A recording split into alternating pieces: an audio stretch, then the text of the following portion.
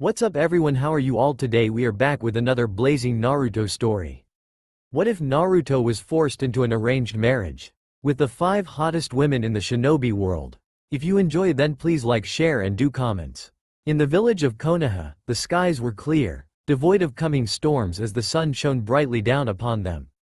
The streets were bustling with heavy traffic as merchants began to pour into the village, a fairly common occurrence in such a noteworthy village. Merchants came far and wide for the chance to sell their products behind the walls of Konohagakure no Sato.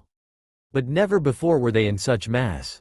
Every corner of every street was lined with merchants of silk, fine metals, wine, honey, anything that could be bought or bartered lined the streets of the village, and at each stall, dozens of civilians and shinobi alike crowded to buy their goods. At the front gates of Konoha, 2 Chunin were growing increasingly annoyed with the ever-growing numbers of merchants that were checking in and out of the village. The reasons for such chaos in the village was due to the Chunin exams. Just the day before, the preliminaries of the Chunin exams had taken place, and the finalists had been chosen through a series of matches. Once news of who had been selected to go forward was made known, every merchant from Konoha to Suna had packed up their wares and rode as fast to Konoha as they could. The 2 Chunin guarding the gate finally managed to catch a breather, and sat back in their chairs. Damn Izumo. How many does that make today? The now named Izumo turned his head, ingoing, or outgoing. He pointed to his right, which had 2 stacks of documents, easily the size of a small child in height each. Either way, I think we just beat the record for most amount of paperwork signed by gate guards. The other Chunin sighed, damn, we had better get a fucking reward for our pain and suffering. Izumo smirked. Ah, relax Kotetsu, isn't it reward enough to meet all these interesting people?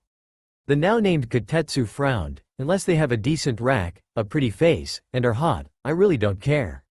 Izumo sighed and looked towards the path. And his eyes expanded to the size of dinner plates as he began to sputter. Kotetsu groaned, oh come on, please tell me we aren't getting another rush? We just finished the last 3 minutes AGGH. Izumo grabbed Kotetsu by his hair and made him look down the path. He ended up getting the exact same reaction, but it was not for what Kotetsu had thought. Walking down the path towards the village, 3 figures, obviously shinobi if their stance was anything to go by. The first figure was a spiky light blue-haired boy with thick-rimmed glasses, and carried a fish-shaped bandaged object on his back. He wore a long-sleeved blue-striped shirt and camouflage pants, and sewn into the front of his clothing was a headband for Kirigakure. The second figure was a middle-aged man with an eye patch over his right eye, and a talisman with the kanji for to hear in each ear. He wore a striped shirt with the same patterned pants underneath a green robe, his hair was bluish in color. The last figure, and without a doubt the most noteworthy, was without a doubt the most beautiful woman Kotetsu or Izumo had ever seen. The woman ankle-length auburn hair tied into a herringbone pattern at the back, and a top knot tied with a dark blue band. She had 4 bangs accentuating her lovely facial structure, 2 of them long enough to cross themselves over her chest, while the shorter ones covered her right eye, while her single left eye had a light green hue. She wore a long-sleeved dark blue dress that fell just below her knees, with standard kunoichi shorts underneath. She also wore high-heeled sandals. When the 3 reached the front desk, Kotetsu and Izumo were blushing up a storm as they looked at the woman. There was a moment of silence before Kotetsu nervously spoke up, You may we help you miss? He said, all the while trying to stop himself from staring at her wonderful cleavage.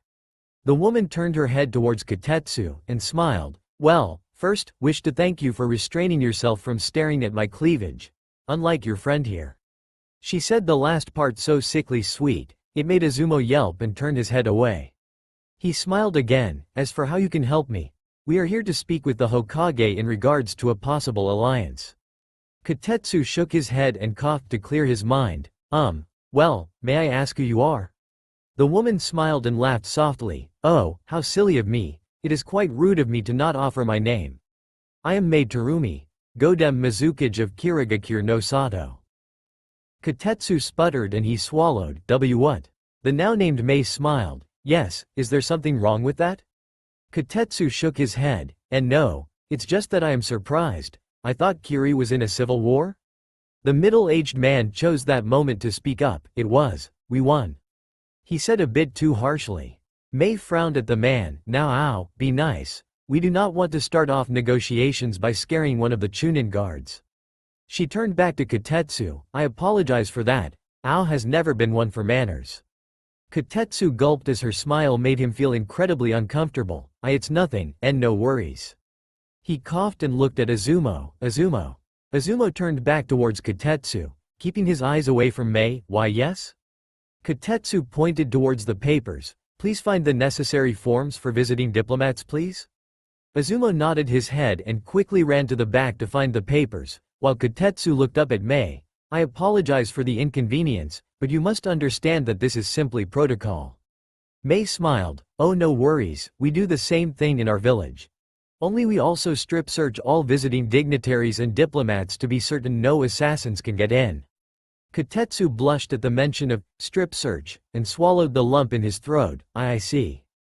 Before he could embarrass himself further, Azumo came out from the back with all the necessary forms and placed them on the desk. Oh, okay. I will need name, title, reason for being here, number of individuals in your party, and your seal if you would be so kind. Mei smiled softly. I do not mind at all. Mei took the paper and began to do everything that was required. Once she had finished up with all the writing, she reached up to her shirt and pushed it aside. Azumo and Kotetsu blushed and began to sputter. Mei then pulled out what appeared to be a ring on a chain. She removed the ring from the chain and placed it on her finger, causing the ring to glow slightly before she pressed the ring onto the paper, then slowly removed it. She then placed the ring back on the chain, and slipped it back into her shirt. After removing any unclean thoughts they might have from their heads, Kotetsu slowly took the paper. Thank you, enjoy your stay. Mei smiled softly. I surely hope that we shall. She turned away. Ow, Chojuro, come. She began to walk away, being followed quickly by her entourage. Kotetsu and Azumo watched as they walked into the village, then exhaled heavily as they released a breath they did not know they were holding. Kotetsu released the paper. That was the most awkward moment I have had since our genin days. Azumo nodded his head as he reached over and took the paper. Yeah. He sighed as he placed the paper in a separate pile. With Mei Terumi slowly walked down the streets of Konoha and took in the sights. Not much has changed about the village since she was here over 13 years ago when she was but 7 years of age. The day her parents brought her to meet her future father-in-law. Mei shook those thoughts from her head. No, he is dead. Do not dwell on the past. Ao saw Mei's condition and frowned. Not many knew, but at one point, Mei was arranged to marry the son of Minato Namikaze. Despite the fact that said son had not even been born yet. Mei happily agreed to the marriage contract at the tender age of 7, and for an entire year she prepared for the day that she would be able to meet her future husband. But it was not to be. The Kyuubi no Yoko had attacked the village but 12 years prior to this day. The attack had caused the deaths of hundreds, if not thousands of people, among them, her unborn fiancé and his parents. Once the news had been delivered, Mei was heartbroken. Ao saw how it pained her to come to Konoha after how much she had lost, but Kiri needed this alliance, or they would revert to civil war again in a matter of months. Ao sighed as he saw Mei begin to grow more and more distraught at the recognizable things in the village, and placed a hand on her shoulder. Mizukage-sama, perhaps we should postpone the meeting with the Hokage until tomorrow.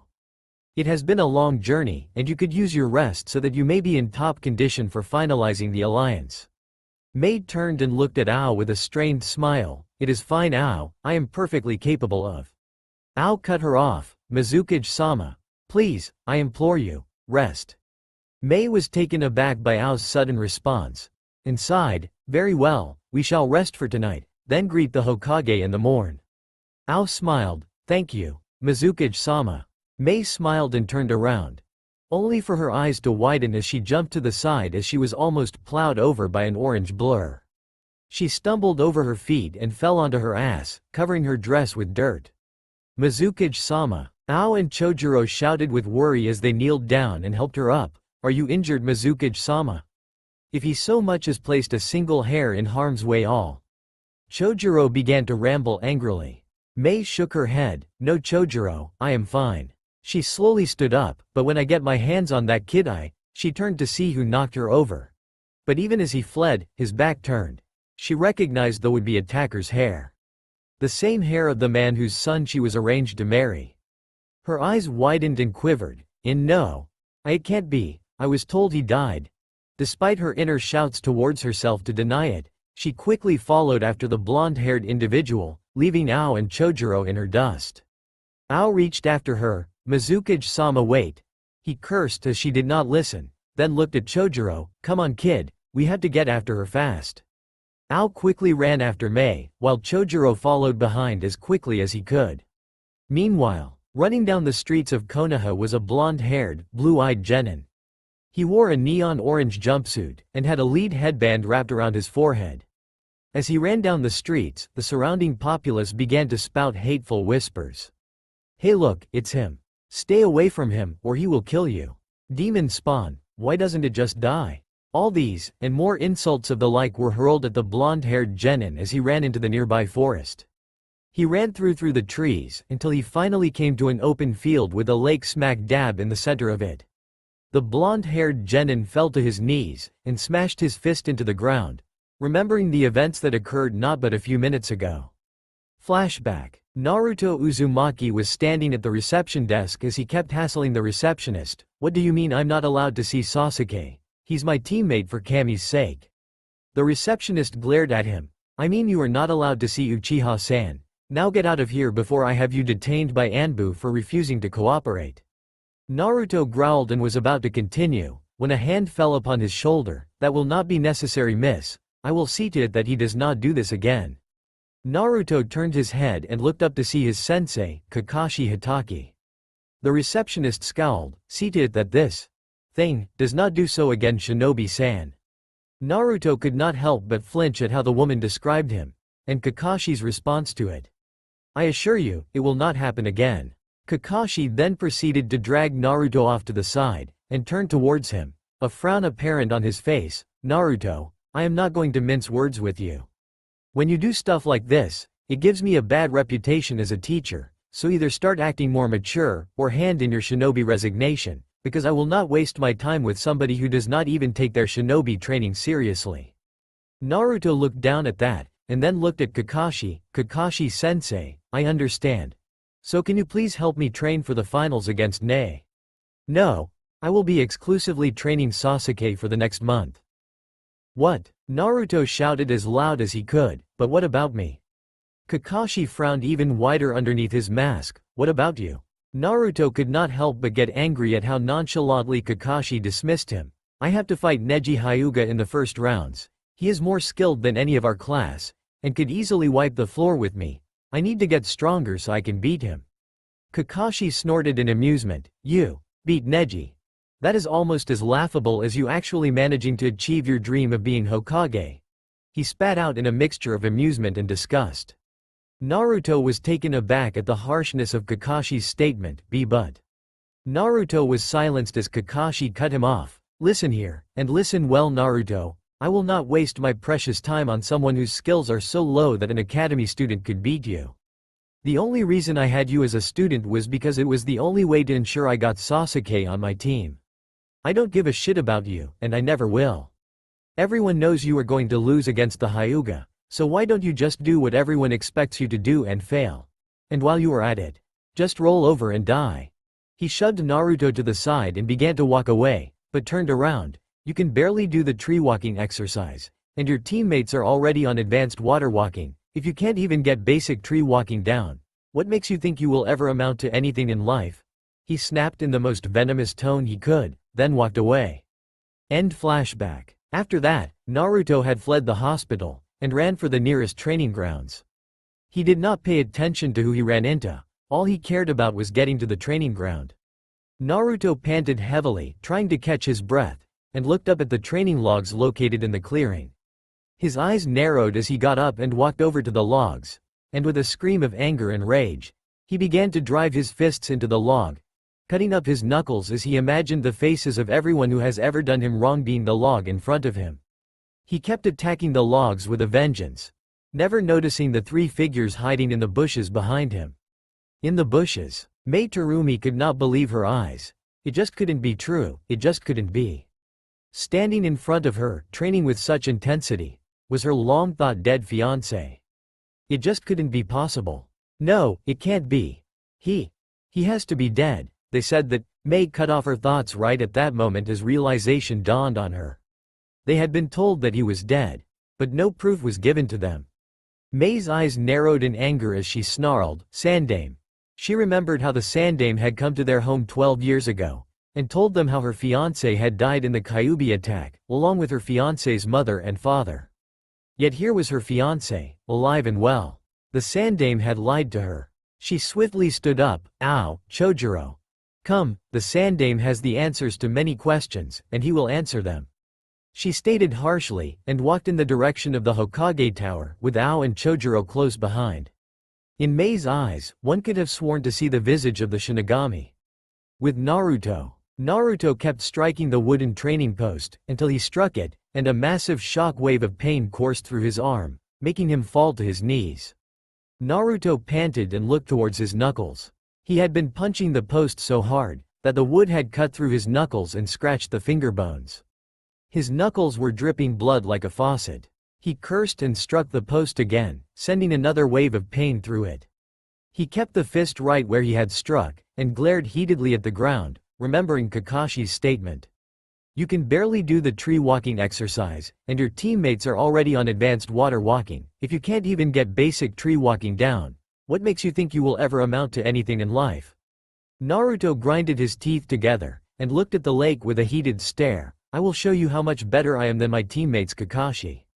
Removing his fist from the post, Naruto placed his hands into a ram seal and began to charge his chakra towards his feet, and stepped onto the surface of the lake.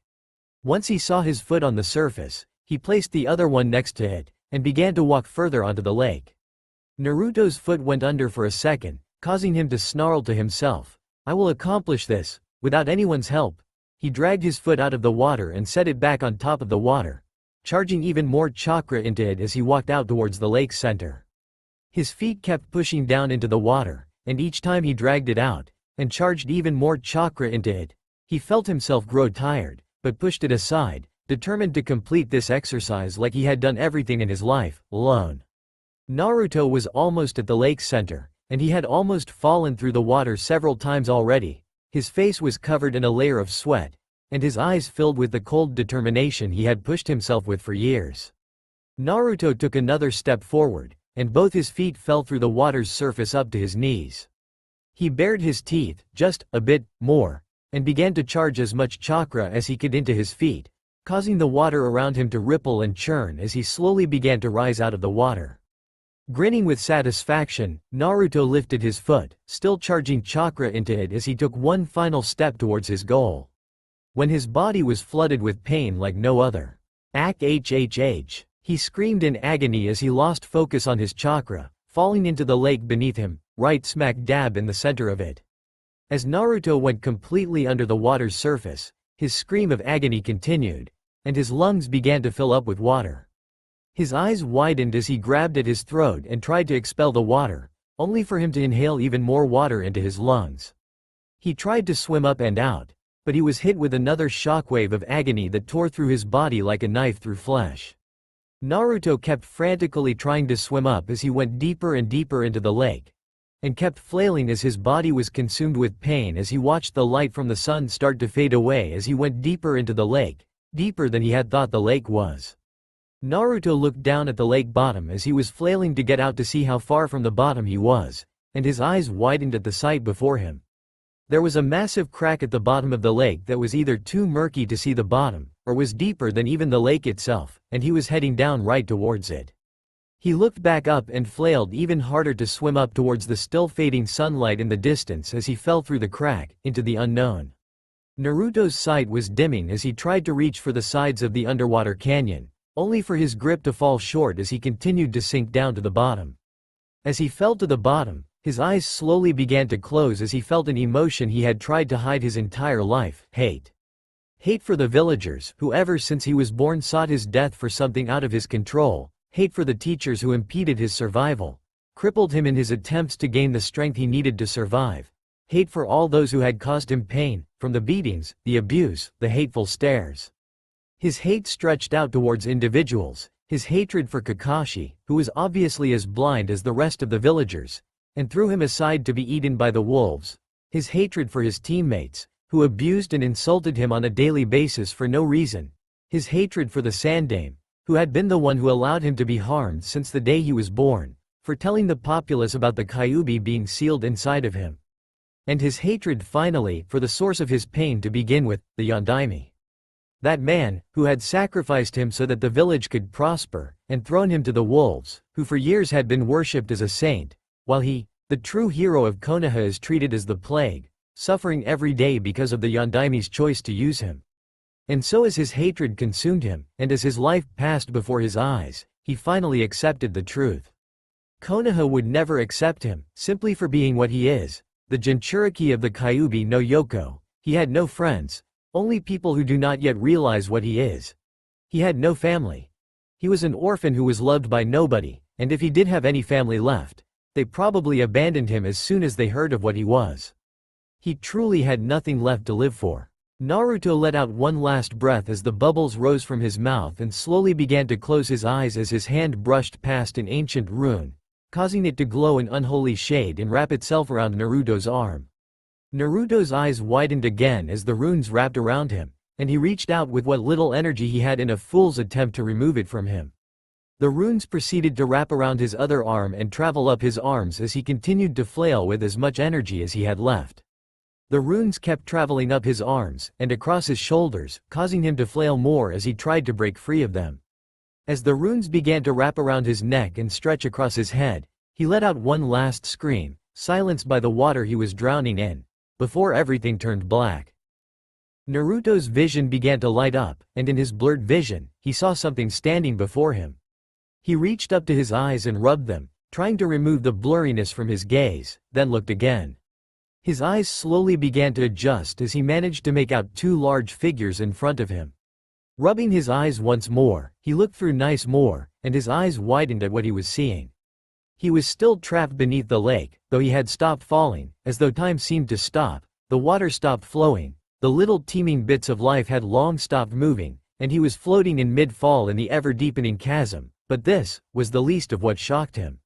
Before him were two translucent figures, armored from head to toe, and emanating a power that caused his heart to pulse faster at the mere feel of it. The first figure stood somewhere between 6 and 7 feet tall, and was covered in a suit of pitch-black armor, with a light tint of purple highlighting the pitch black. The armor had to have been masterfully crafted from head to toe to fit the man. His feet had on special armor in the shape of a humanoid foot, but the nails were pointed and curled, and the armor was segmented in a way to allow the actual feet inside the armor movement. On the back of the heels was a single curved bone-like spur that curved upwards in a crescent shape. The armor on the shins was smooth, but ancient runes seemed to have been carved into the armor. On the knees of the armored warrior was a single humanoid skull, but there were clearly inhuman traits in the skull if the narrowed eyeholes and the elongated canines were anything to note. His chest armor was most likely based on the mont's chest muscle structure, but as Naruto looked closely, he noticed that there was the light forging of a skull in the chest armor. His shoulder pieces were special in that 3 separate plates of shoulder armor had been forged together at the base, and then made into a single piece. The man wore no armor on his biceps, revealing an intricate type of rune that traveled towards the forearm, and continued onto the forearm's armor, into a new series of runes that wrapped around what appeared to be a type of sword hilt, but had an empty slot in place of where the blade would go. Under his right arm was a helm that seemed to have been broken, but the helm looked to be similar to the helm of a samurai, but had an intricate crown-like design forged into the helm itself.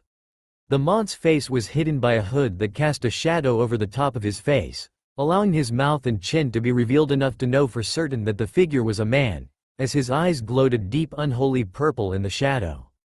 On his back were what appeared to be 2 wings made entirely of shadows. The other figure was far more terrifying to behold, easily 8 to 9 feet in height, possibly bordering 10 feet.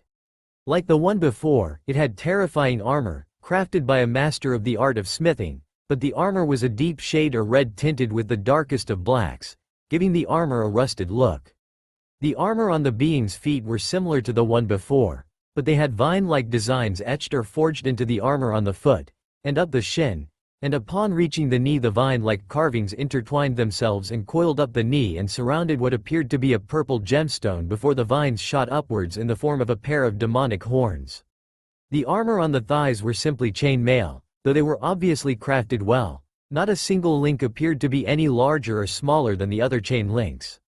On its waist it wore a unique belt, it had spikes that curved upwards, and it had several gemstones similar to the ones on the knee of the being, and at the front of the belt, there was the equivalent of a loin cloth made entirely out of metal plates linked together, and covered with ancient runes. The armor upon its chest was crafted in a way that looked like a muscled abdomen and chest, but the armor made it seem that the chest was rough like stone. It wore a unique armor piece. Primarily the shoulder armor was a 3-spiked armor piece with each spike spreading out evenly like the toes on a bird's foot, but it had smaller ridge spikes with a giant gem similar to the others in it, though the gems were steaming with a dark energy. The armor on its biceps was simply rusty-looking chain mail, while the armor on its forearms was basically a gauntlet with the same design in mind as the armor on the feet and shins, vines and all, while the gem sat on the back of each hand. Each finger ended with a long hooked, bird-like claw with each joint in the finger having a slight spike on it. It wore a helm that covered its entire face, showing nothing but the 2 glowing unholy red eyes inside the V-shaped slit in the helm, with the mouth of the helm being closed shut tightly, and holes poked into the nostril area for apparent breathing, and on each side of the helm were 2 crescent-shaped spikes that curved upwards, and on the helm's forehead, there was a single gem interlaced by the same vine-like etching that was prominent on the armor, which encircled a final gem before they shot up and created the design of demonic horns. It had a wild mane of white hair that framed the front of the helm, and spiked up near the back of the beast's head. On its back were 8 great wings, on its left side were 4 angelic wings, each one tattered and burnt in form, but clearly still usable, with several longer feathers trailing off the wing like the tail feathers of a bird, and each feather seeming to carry a different arcane rune, and on the right side, 4 draconic wings, tattered but still usable, and each wing carried runes similar to the runes on the other wings. The creature also had a long tail with 3 rows of spikes trailing from the end of the tail, and at the very end of the tail was a club-like growth with 3 long bone-like spikes on either side, with the top carrying a natural armor. Both figures, translucent in form, kept staring at the blonde-haired Jinchuriki. Naruto grew incredibly uncomfortable as the two stared at him. The smaller figure inhaled and spoke, "We have heard your thoughts, child, and seen your memories." Naruto's entire body froze as the man spoke, his voice sounding like an ice-cold knife being slid from the top of his spine to the very base. The other chose that moment to speak. "It truly is a shame, for one such as you, with potential beyond all others, to die so early, and so pitifully." Naruto snarled at the two and snapped, "Just shut up and leave me alone." He looked down and spat out with venom, "Just leave me be, and let me rest in peace." The two beings looked at each other, then looked back at Naruto as the smaller figure spoke. "What if you could have power?" Naruto slowly raised his head, looking at the two of them. "Power to make almost every living creature bow down to its knees in fear of your mere presence. A power that is greater than even the demon sealed inside of you," the smaller figure stated, pointing at his navel. Naruto just stared at them for what appeared to be minutes, before he let out a hollow laugh. "Impossible. As much as I hate to admit it, there is nothing as powerful as the Kyuubi. Do you honestly expect me to believe there is a power greater than the mightiest of the Biju?" The two beings laughed loudly at him, almost falling over as they roared in boisterous laughter. Naruto snapped his head up and shouted, "What is so damn funny?" The two beings continued laughing, but the larger one managed to compose itself enough that it could speak. "Why, you think that the Kyuubi is the mightiest power in existence? Ha ha ha. The Kyuubi is nothing but a fifth of the power of the demon it was once a part of, and even that demon was nowhere near the mightiest."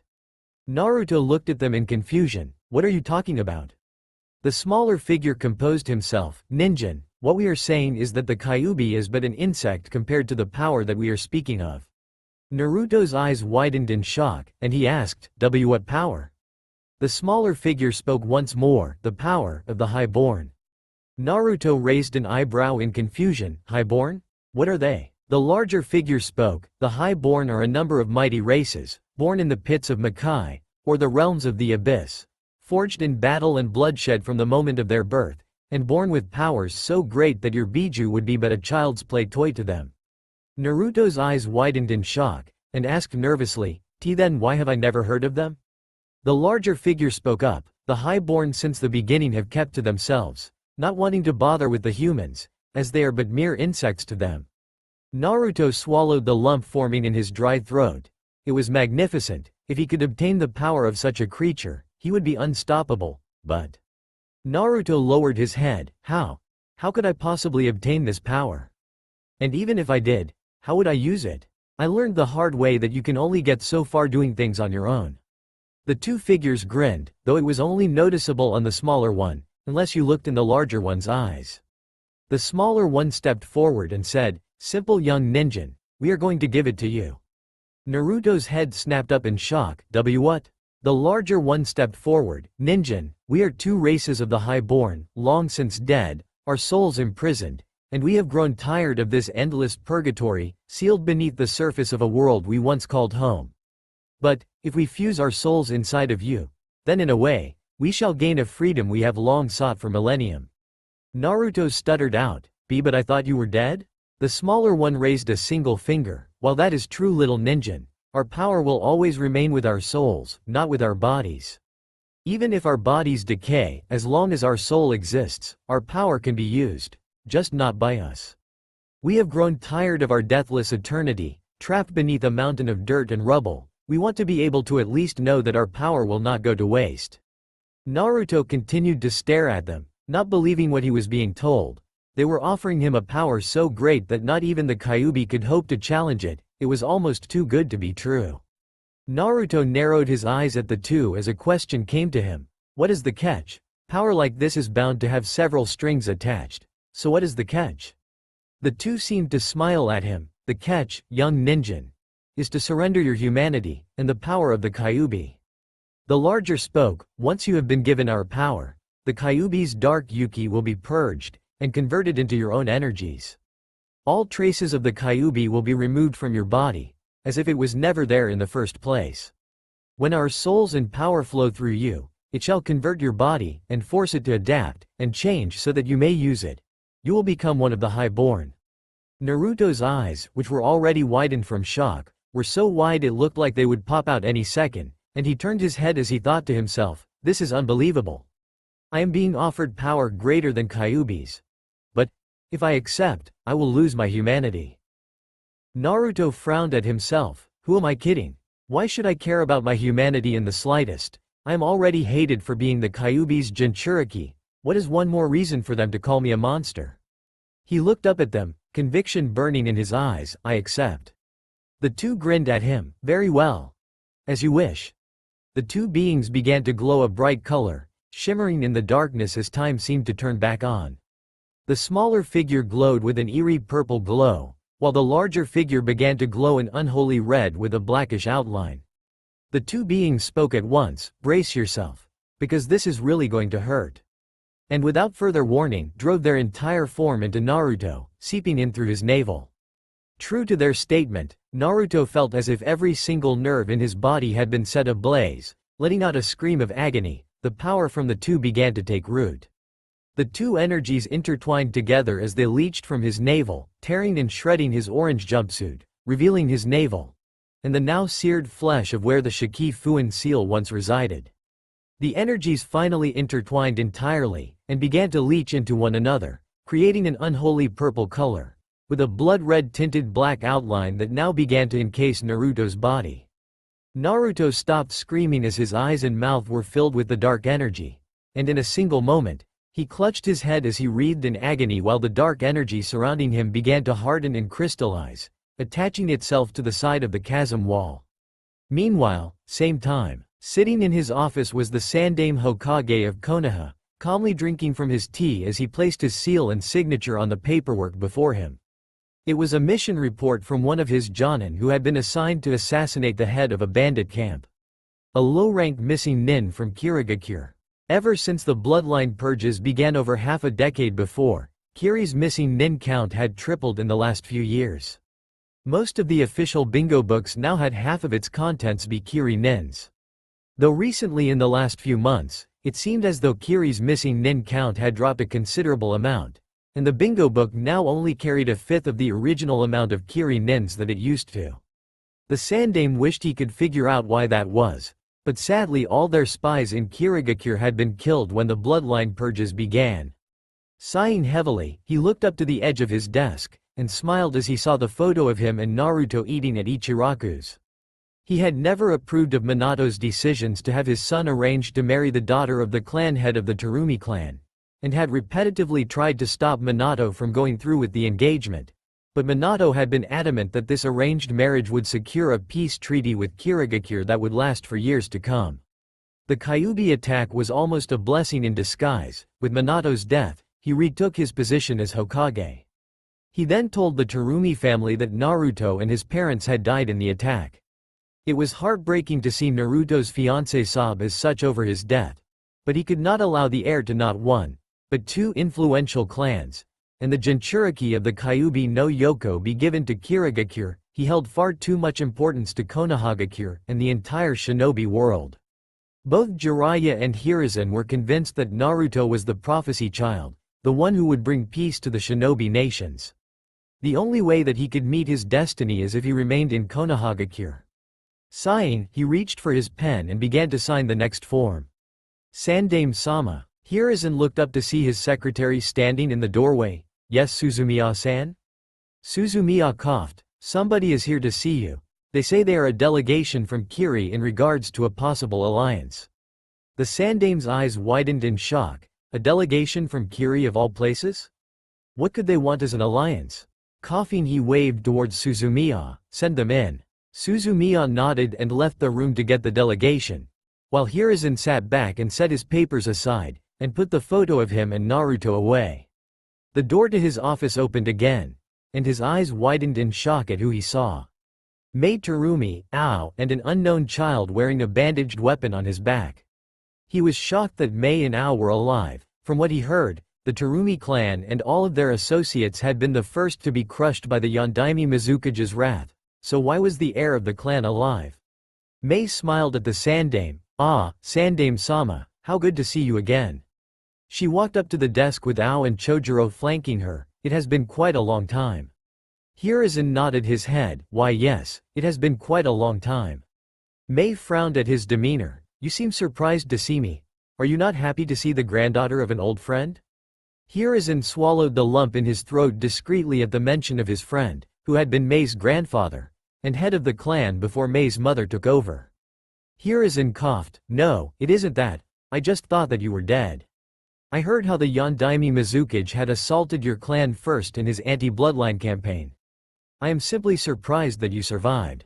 Mei smiled. The likelihood of the Yondaime Mizukage destroying the entire Terumi clan is extremely slim, as I am sure you are aware.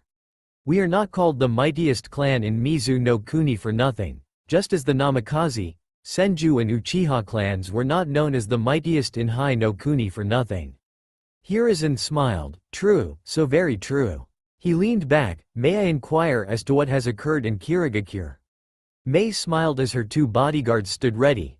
Well, the rebel forces against the Yondaime Mizukage, Yagura, successfully brought down his tyrannical regime. I personally was the one who threw him off the balcony of his final hideout into the salt lakes of Mizu no Kuni. For that, I was named the new Godem of Kirigakure, and so came to reforge the alliance that once existed between Konoha and Kiri. Hiruzen smiled towards Mei. Ah, that is a good thing. After the bloodline purge, the alliance between our two villages crumbled. I trust that your trip was not too treacherous. Unbeknownst to Hiruzen, Mei's eyes gained a dark glint at the word treacherous, far from its Sandaime-sama. However, she looked out the window towards the village. I found myself upset as I took in the familiar sights of this village. So many memories from what was lost 12 years ago. Hiruzen sighed and crossed his fingers. Yes, the Kyuubi's assault on our village was a tragic one. We lost many good men and women that day, including the entire Namikaze clan. Mei nodded her head. Yes, that was indeed a tragic loss. The Namikaze clan was a long friend of the Terumi clan, even before the founding of the great shinobi villages. I remember in fact that you were the one to deliver the tragic news upon my family and I when we came to visit Konohagakure. Her voice was cold, without emotion. Ao and Chojuro backed up as a hint of fear filled their eyes. Unbeknownst to the danger he was in, the Sandame nodded his head. That I did, and not a day goes by that I wish things had been different. Mei nodded her head, yes, and in that knowledge, Sarutobi-san. As she spoke, the room temperature seemed to drop considerably, as a concentrated stream of ki struck the Sandame, making him stiffen as Mei turned towards him. Her eyes filled with a cold rage that would cast nightmares of the most horrible kind to any who looked upon them. Why is it that I have just found my deceased fiancé, walking around? Hiruzen's blood ran cold as those words reached his ears. Next day, the lake. The skies were cloudy, almost as if a storm was on the way. The sky arced with lightning as the lake in the middle of the training ground churned and trembled. The trees began to wave and shake in the direction opposite the lake, as if the lake itself was throwing a wind towards everything around it.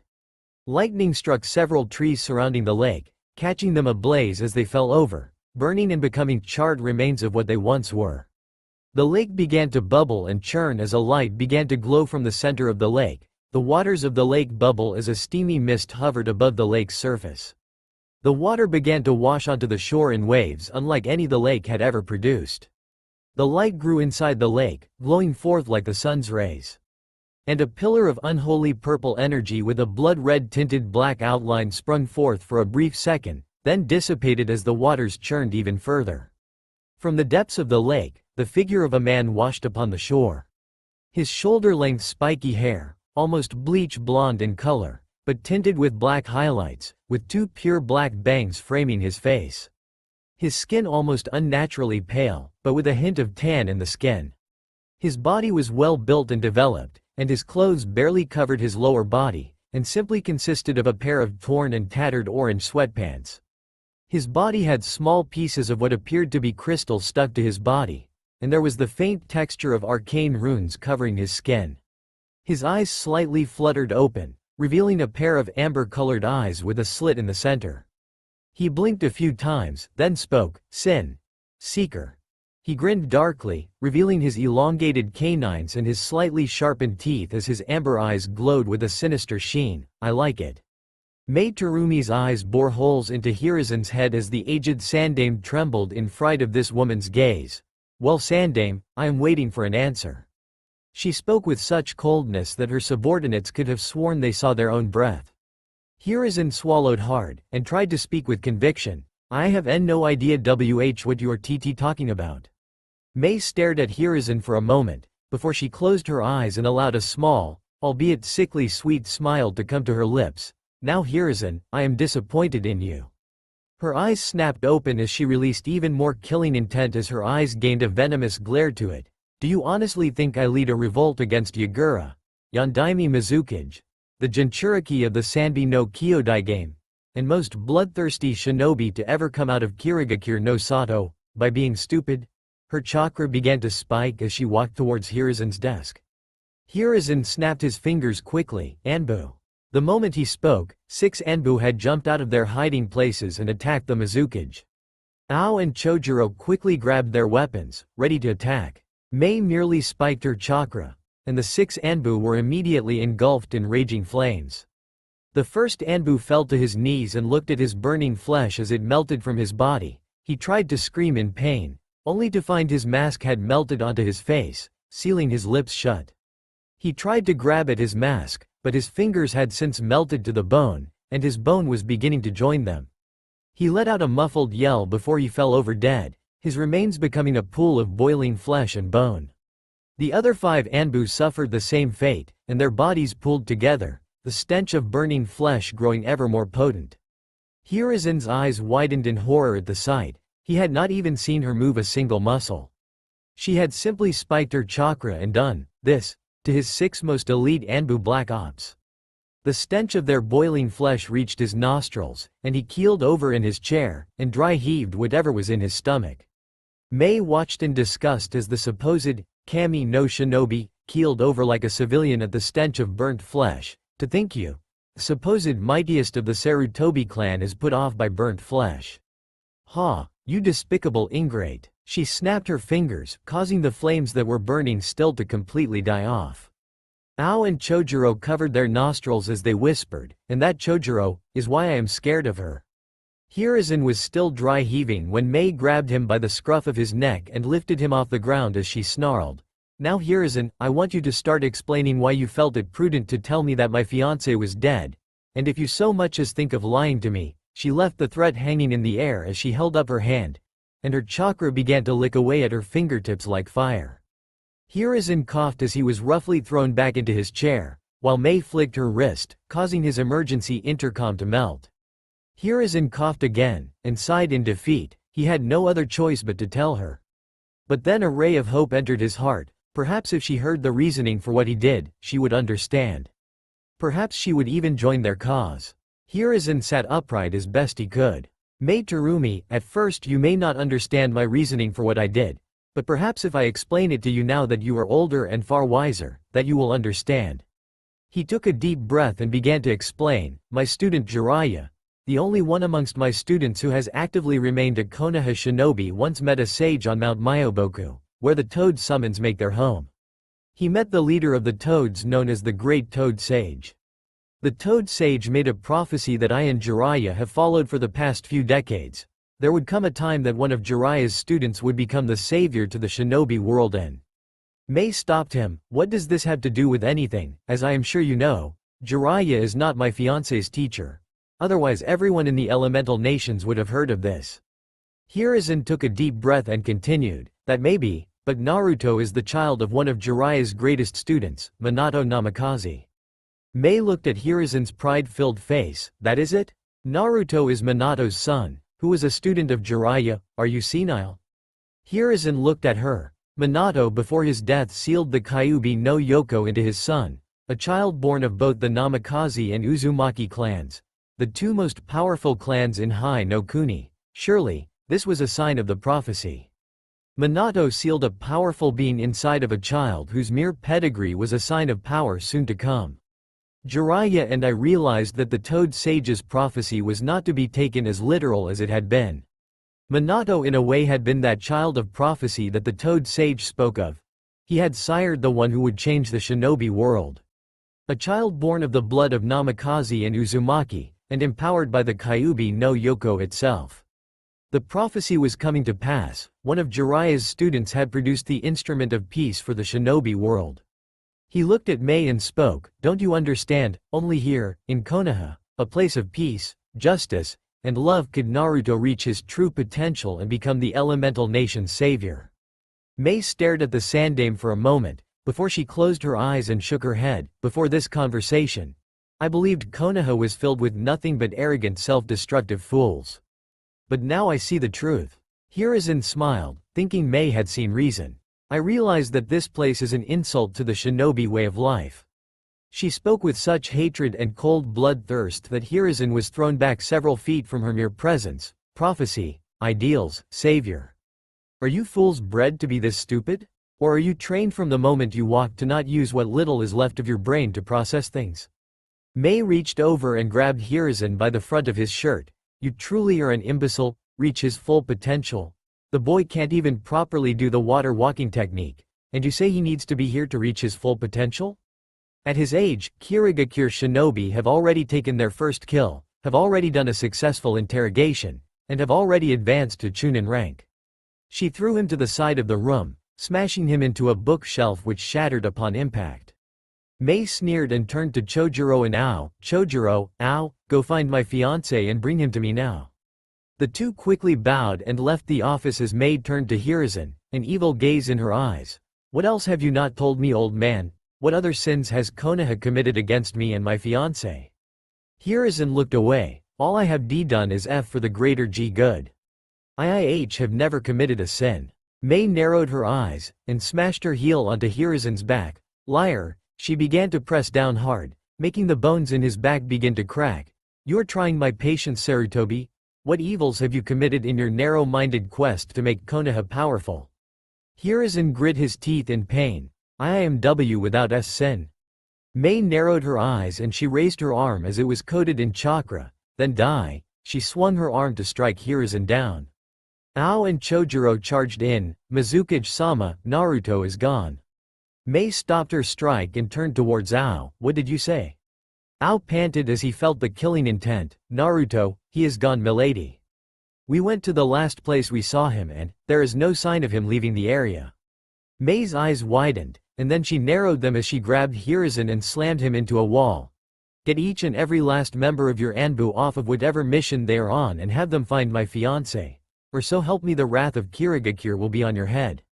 She dropped him unceremoniously and walked out the office. Come Ao, Chojuro, our business is done here. Her subordinates quickly followed after her, though before she left, she cast an icy cold glare towards the Sandame.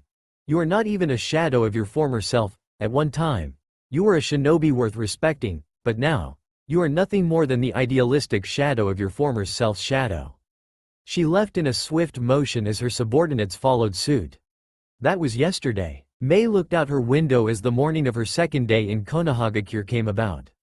She could not hold her disgust and contempt as she looked upon the village. She had heard of how her fiancé had been treated, and how he had suffered abuse, neglect, and so much worse, all for something he could not control, all because the Sandame had to have his way. She knew the Sandame lied to her clan for more than his so-called prophecy. After all, the Namikaze and Uzumaki clans were two of the most powerful clans in the world, and the fact that one born of both clans also had the Kyuubi no Yoko sealed within him only ensured how powerful such a union would become. The Sandame would not want such a powerful tool to be given away to a country whose ideals are the exact opposite of his own. Mei sighed and looked back towards Ao. Anything new to report? Ao bowed his head. None, Mizukage-sama. Hiruzen's Anbu have looked all over the village, but they cannot locate Naruto. He was in the clearing the last time we saw him, but there has not been hide nor hair of him leaving the area by any means. Not even Shunshin could do such a thing. Mei cursed under her breath and looked out the window. Nothing. There had been absolutely nothing. Even when both Ao and Chojuro were watching over the Anbu to ensure that none of them tried to hide something they had found, they still could not locate him. The only way that there could be no signs of him leaving the area is if he used a time-space ninjutsu, and while the Namikaze clan were known for time-space ninjutsu, since Naruto knew absolutely nothing about his heritage, and the Namikaze clan was the only clan in Konoha who had the scrolls and seals for time-space ninjutsu training, it was impossible for him to know even the most basic time-space seal. Mei began to rub her temples as she thought on the events that had occurred, seeing her fiancé run to a training ground, seeing him fall by the small pond and the pond. Mei quickly turned around and walked towards the door as Ao looked towards her. Mizukage-sama, what are you doing? Mei snapped her head towards Ao. My fiancé was last seen in that training ground. There is a small pond there. Ao did not need to hear more. He knew what Mei was thinking. Mizukage-sama, if he is in that pond, then he is. Mei silenced him with a glare. I know Ao, but if he is dead, I will not leave his body in this village. Who would defile his grave the moment that he has been buried? She snapped angrily. She turned around and opened the door. Crash! The ground shook with such violent force that Mei fell over as she was about to exit the door, falling into Chojuro, who was just outside. Ao fell as well, and had to jump out of the way as pieces of the ceiling crashed down. Mei got up off of Chojuro, who was blushing at their former positions, as Chojuro and Ao followed, and as their eyes passed over the window, their eyes widened in shock.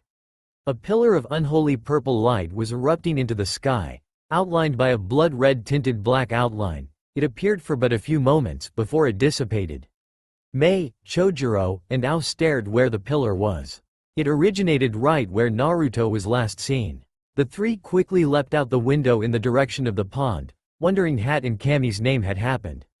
Same time, from the depths of the lake, the figure of a man washed upon the shore. His shoulder-length spiky hair, almost bleach blonde in color, but tinted with black highlights, with two pure black bangs framing his face. His skin almost unnaturally pale, but with a hint of tan in the skin. His body was well built and developed, and his clothes barely covered his lower body, and simply consisted of a pair of torn and tattered orange sweatpants. His body had small pieces of what appeared to be crystal stuck to his body, and there was the faint texture of arcane runes covering his skin. His eyes slightly fluttered open, revealing a pair of amber-colored eyes with a slit in the center. He blinked a few times, then spoke, Sin. Seeker.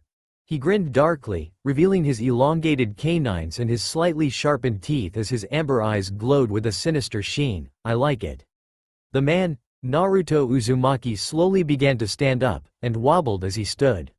His body felt a tad bit different due to the transformation, no doubt. He finally managed to stay upright after a few moments of testing his balance, and suddenly grabbed his head, AAGHH. His mind being flooded by memories that were not his, battles across a desolate plain of war, opponents more demonic, yet weaker than he was, kingdoms rising and falling over the centuries. The pain of the memories felt like he had been set ablaze while being crushed by a large mountain. Finally, after the memories had stopped flooding in, he panted as a light throbbing still existed, and he could now process the memories of the two beings who had offered him their power. It was amazing. Their memories contained limitless techniques, magics that would make ninjutsu seem like a civilian's plaything, rituals, weapons, the answers to so many questions, the origin of the Biju themselves.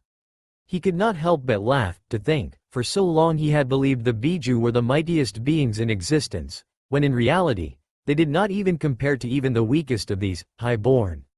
Suddenly, he felt a disturbance in the aura around him, and looked in the direction where he felt the disturbance. He did not know why, but he could feel several individuals heading in his direction. He needed to escape, even as powerful as he was now. He knew without the knowledge to use the power he had obtained, there was no way he could fight off whoever was coming. Suddenly, his mind was flooded with images, a way to flee. Energy flowing towards his lower body, shielding his upper torso, the air splitting past him as he moved through it. Not questioning the images, Naruto quickly did as the images told him. He flooded his legs with energy, covered his upper torso, and with a bounding leap, jumped through the trees in the direction opposite of where the supposed enemy was coming from. Mei, Ao, and Chojuro landed in the clearing, panting heavily as they looked around.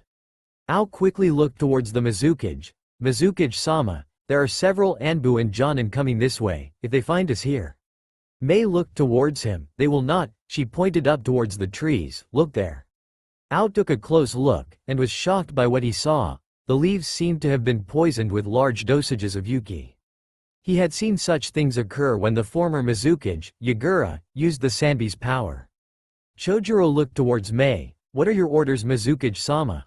Mei looked towards Chojuro. We follow the trail. There is only one person in this village who has the capability to wield Yuki, my fiancé. She quickly leapt into the trees as Ao and Chojuro followed.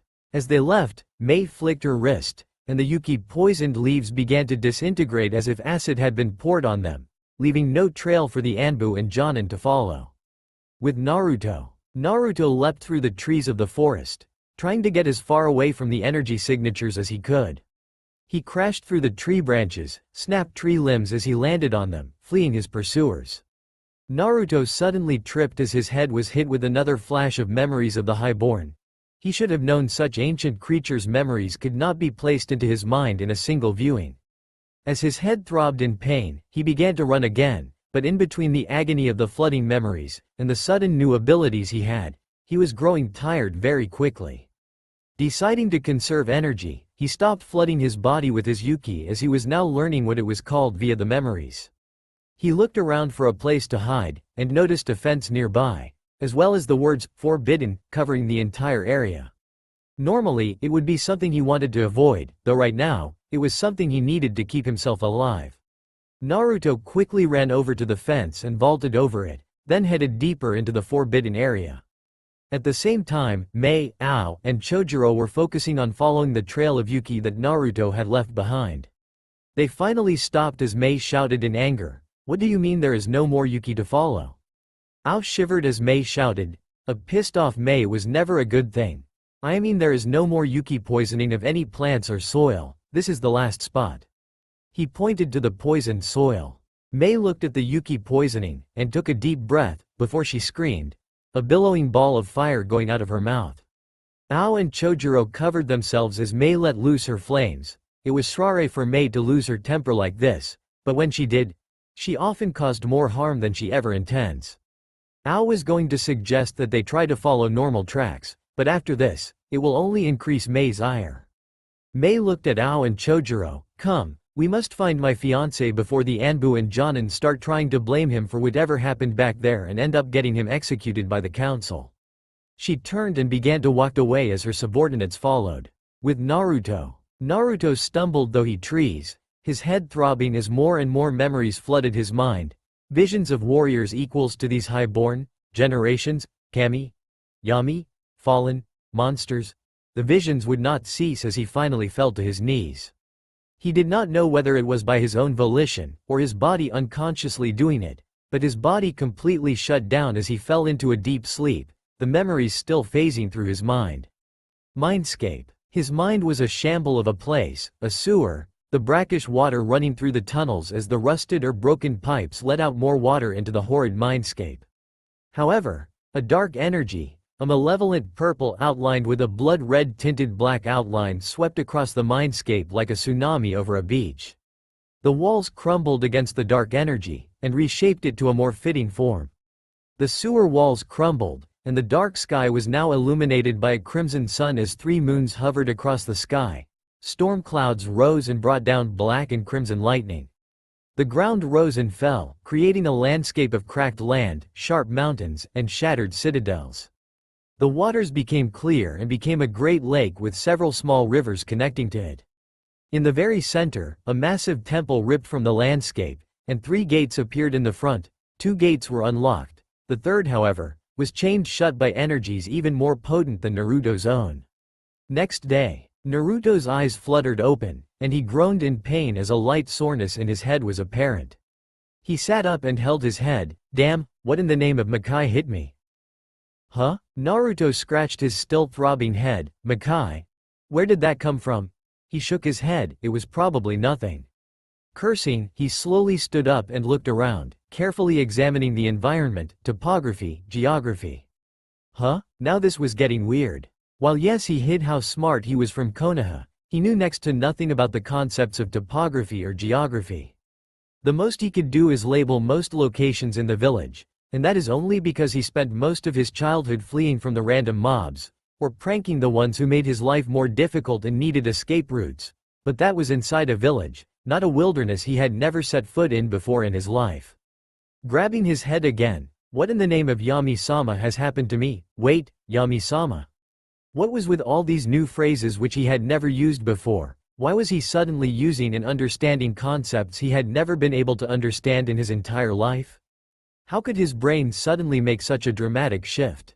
Then something clicked. The highborn from before, merging with their souls and power must have done more to him than he originally thought. It did not just affect his body, his memories, or his chakra network, it affected his way of thinking, and now that he thought about it, it was a serious improvement. He remembered how he had been trained by the Sandaime to forgive all who do you wrong, to give the evil a second chance. And even still, the will of fire burns within all people of the leaf. We must spread the mighty flames through a gentle voice of peace. He felt sick just thinking of those idealistic phrases that fool of a Sandaime had shoved down his throat. That was another thing, he was now openly speaking of his disgust towards individuals, as if he did not care what they thought of him. Konohamaru was a spoiled self-centered brat. Hinata is a creepy stalker. Tucci seems extremely adamant that he come to Ichiraku as often as possible, but seems to try to talk to him as little as possible. Naruto did not know what to make of all this, but in his years of life, he has learned one very important lesson: do not ever look a gift horse in the mouth. Sighing, he looked at his body, which had been enhanced by the 2 highborn souls joining with his body. From what he could understand, what he had become was one of the most powerful races of the highborn. And yet he was likely no more powerful than a Chunin. Naruto could not help but scowl at the fact he had such immense power, and yet his knowledge on how to use it was so minimal it made it absolutely useless. As the old saying goes, it is not the weapon that counts, but the warrior holding the weapon. Though from what he could understand, this problem could easily be rectified, like how he escaped his pursuers the day before. It seemed as though whenever he needed to use a technique for a specific purpose, his mind flashed images of what he needed to do to accomplish that technique. Of course, even with those images he needed to practice how to use them if he wanted to truly be powerful. But hey, nobody became powerful without practice. Naruto turned his heel and looked at the environment. If what his mind was telling him was true, the slight shift in the ground's elevation, and the incline that the trees were going, as well as the slowly dissipating amount of trees as they went in a particular direction, there was likely a small clearing in the direction he was facing. So with increased vigor, Naruto headed in the direction of the field to train, and prayed to Yami-sama that he would not be discovered by a Konoha nen. Meanwhile, Mei Terumi was about ready to unleash a total hell upon the village of Konoha. She had been searching far and wide both inside and outside the village for her fiancé, only to turn up with absolutely nothing to show where he was, or currently is. She checked places he frequented, the place he lived. She even followed the direction of the Yuki-poisoned leaves and hoped to find something she did not foolishly destroy in her bout of anger. And that was not even the worst of it. She had tried to find those who would be willing to help her find Naruto, to find it an absolutely fruitless effort. Whenever she asked civilians if they had seen Naruto recently, they spouted some demon-hating nonsense until Mei silenced them with either killing intent, or a good kick to their lungs.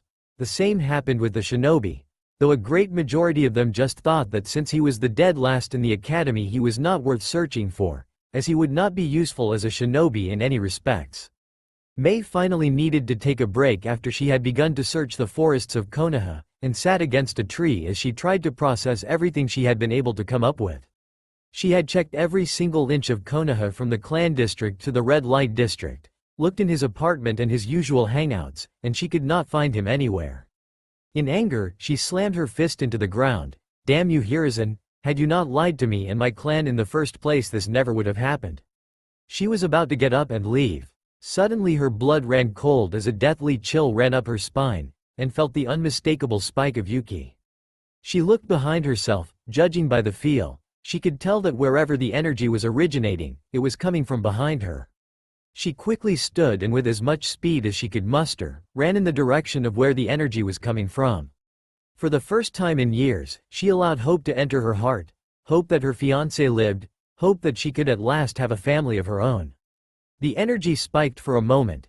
Mei kept moving forward, until she saw the trees in front of her start to ignite, and using what speed she could, dodged to the side in time to avoid a bolt of Yuki that would have torn straight through her. Mei stopped for a second, panting, adrenaline rushing through her system because of the scare, when she suddenly started to feel a burning sensation on the side of her arm. She looked down, and was shocked by what she saw. The energy from that bolt of Yuki was so powerful, that even though she dodged it by several feet, she was still hit with a mild dose of Yuki, and was now suffering some Yuki poisoning. This was where she started to get confused. No Jinchuriki or even Biju's Yuki is potent enough for something like that to occur. The Yuki would have to have directly touched her skin for her to get Yuki poisoning to begin with, and yet after dodging a small bolt of Yuki, an amount so small she did not notice it until the trees started to catch fire, and yet even after she had dodged it by several feet, she was still poisoned by Yuki. Even though it was only on the surface of her skin, this was nothing a Jinchuriki, or even a Biju was capable of. All that she knew for sure that whatever she was heading to, there was no way that it could be her fiancé. She was about to run and run away, but a part of herself stopped her, and encouraged her to keep moving forward. She did not know why she listened to this part of her, but she did as it told her, and continued onwards in the direction of the Yuki. She did not have to travel far, for after going a mere 50 yards, she found the source of the Yuki spikes. In the middle of a training field, she saw one of the most handsome figures in her whole life. He had a well-developed body that looked like it had been chiseled out of granite by fine artisans. No muscle was too big, nor too small. He wore nothing except for a pair of torn orange trousers which seemed too small for his frame. His skin, while unnaturally pale, had portions that seemed tanner than the other portions. Her presence must have been noticed by him, as he turned his head, revealing the rest of his features. He had shoulder-length bleach blonde hair with a few black highlights, and two pitch-black bangs framing his perfectly angled face.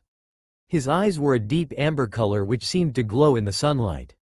Mei also noted that his physique seemed to have the faint texture of what appeared to be runes littering his skin. The figure frowned and got into a fighting stance as he looked at her. "Who are you? What are you doing here?" Mei was broken from her staring as the man spoke to her. She did not know why, but she felt at ease around this man. I am sorry. I felt a spike of Yuki and... The man held up his arm, and what? Mei gulped. For some reason she felt powerless in this man's presence. Something she did not feel, even when Yagura had unleashed his Biju when they directly invaded Kirigakure. I thought that, my fiancé might be here. Her eyes widened in shock. Why did she just tell him that? Why could she not simply lie like she had wanted to do? The figure quirked an eyebrow. Why would you think that? Mei looked down sadly. My fiancé is a Jinchuriki. For all these years I had thought him dead, when in truth the Sandame had lied to me. Her eyes snapped open again. What was going on with her? She looked up at the figure, and noticed his eyes had widened a small margin. But why? The figure shook his head as he slightly came out of his stance. What was your fiancé's name? Mei frowned and wanted to tell him that it was none of his concern, Naruto Uzumaki, but just as before, she just blurted out the answer. The figure's eyes widened again. Did you just say Naruto Uzumaki? Mei shook her head angrily, and glared back at the man. Something about this man was making her speak without considering, even if it was something she did not want him to know. She got into a fighting stance of her own. Why, what does it matter to you? She watched as the man, who before was in a fighting stance ready to attack, stand upright and look at her with questioning eyes. Because miss, I am he. The air seemed to grow still, the wind itself silencing itself as the words escaped from Naruto's lips. Birds ceased chirping, the hum of the insects of Konoha fluttering through the air ground to a halt, and time itself seemed to stop. It was as if all of creation was watching, waiting for a response, from Mei Terumi. Mei's eyes had widened to the point they should not have been capable of remaining within their sockets. Her mouth hung agape as her body trembled. All the while her lips quivered. What did you just say? Naruto's face remained stoic, impassive, as he spoke once more. I am Naruto Uzumaki. He said without a single wasted breath as his eyes partially narrowed at the woman in curiosity. I have answered your question, now I must ask, what in Yami's name do you mean when you say that I am your fiancé? Mei made no motion that she even heard his question. Her eyes were focused on Naruto, her eyes drinking up his form. This man, this Adonis, said he was Naruto Uzumaki, her long-thought deceased fiancé. How could that be possible? She had seen her fiancé just the other day. He had spiky blonde hair, cerulean blue eyes, and he wore an orange jumpsuit, and his skin was a pale tan color, framing his smaller than average frame. What she was staring at was a tall, robust, muscled man, with his form covered in light markings that seemed to be as much a part of his skin as its pale tan color, his hair a bleach blonde color, streaked with shades of black, with two pure onyx black bangs framing his features. His eyes did not belong to her fiancé. This man's eyes were an amber color, and there was a slit in replacement of a normally round pupil, his body nude except for the tattered orange sweatpants which barely covered his. Mei's mind ceased at that moment, and her eyes glanced at his pants, and they widened considerably when she took a closer look. Despite their ruined condition, Mei recognized the pants this man wore as the exact same pants worn by her fiancé just days ago. It can't be, her eyes scanned over his form. This can't possibly be him. Well? Mei's eyes shot back up to look at him, his face impassive as he looked at her expectantly. She shook her head and stuttered, what? Naruto blinked and spoke, you have yet to answer my question despite my answering of yours. What exactly did you mean when you said I was your fiancé? Mei's eyes widened as the question was processed, and before she could even process what she wanted to say, her body seemed to react on its own. We were engaged many years ago by our respective parents. Before you were born. We were supposed to marry Mei's words seemed to die in her throat as she saw Naruto's reaction. Naruto's eyes widened for but a moment, before they narrowed once more, our respective parents. He turned completely towards her and began to walk towards her. Mei did not know why, but she felt completely frozen, paralyzed as this man, her fiancé, walked towards her. Her eyes simply stared at him as he grew closer to her. Her heart began to race as the distance between the two began to rapidly shrink. Who were my parents? Mei jolted as she was suddenly aware that Naruto was now not even a foot in front of her. She had not even been aware just how close he had been. She had to take a few moments to catch her breath and lower her pulse. Naruto looked at her expectantly. You said, our respective parents, so again I ask you, who were my parents? He asked with a slight edge to his tone. Mei gulped and spoke, why your father was Minato Namikaze, the Yondaime Hokage of Konoha, and your mother was Kushina Uzumaki, a native of Uzu no Kuni. Naruto stared at her for a few seconds, before frowning and turning around, walking to the middle of the training field. Mei blinked a few times and looked towards him. Meanwhile, Naruto's expression portrayed a deep thoughtfulness as he allowed the new information to sink in. According to this woman, their parents, his parents, had arranged a marriage between the two, before he was even born, and his parents, the parents he had thought for years were nobodies, that he was but a nameless orphan. It turned out that all these years, he was the child of Minato Namikaze, Yondaime Hokage of Konohagakure no Sato, the same man who had sealed the Kyuubi inside of him in the first place. The mere thought of it from his old mind, his mind as a mere ninja, would have been too much for him. He would have broken into an emotional fit on why he was not told, why he lived the way he did. But as he was now, a glorious new being, one far transcending who he once was, it was simple how the facts seemed to fall into place. As he was before, immortal, he had a similar toned blonde hair, and even a similar pattern of spiky locks. Even their eye color was relatively similar. While admittedly, Minato Namikaze was not the only blonde-haired and blue-eyed individual in Konoha. He displayed variations of those traits that were truly unique to him at the very least. He may have had his own share of physical differences, the rounded cheeks and the whisker marks, but there were certainly enough markers there to show that they had some kind of physical connection. Something he should have realized a long time ago. Scoffing slightly, he thought to himself, further evidence that my ascension is more a benefit than being a ninja could ever provide to me. At that same moment, Mei chose to walk closer, and she spoke, are you alright? Naruto blinked as he heard her question, and turned his head towards her. He could not help but allow a thoughtful frown grace his features, before he spoke, yes. He then turned completely towards her. For what seemed like several minutes, the two of them stood there in silence, Naruto standing with a pose that signified utter calm, while Mei's stance seemed strained, almost unbearably stiff. Naruto could tell quite easily that she was holding something back. She wanted to say something to him, to ask him something. Her stance and posture spoke volumes of that much at the least. Mei swallowed as she moved to speak. Naruto. Naruto quirked an eye, curious as to what she was about to say. Yes. She swallowed once more as she brought herself to speak. Naruto, do you understand why I called you my fiancé? Mei shivered at the closeness, all the while examining Naruto. Why did he look like this? She had seen his visage yesterday, and he was severely different than he was before. What was it that had changed him? She knew she should be asking him these questions directly, but her consciousness was plagued by the fact that her fiancé, the one she had thought dead all this time, was alive and well. Thoughts swam about her psyche, thoughts of finally marrying her beloved, finally being a wife to one she had prepared for months in becoming, finally having a family to truly call her own. Naruto meanwhile looked at her, processing her question, before he finally answered, yes, I understand why you called me your fiancé. Mei's heart beat faster, she seemed to be filled with joy, and her eyes seemed to glisten with hope for the first time in over a decade. However, I must reject the arranged marriage. Mei felt her heart shatter as overwhelming despair consumed her. But why, am I not? Naruto cut her off before she could begin her despaired rambling.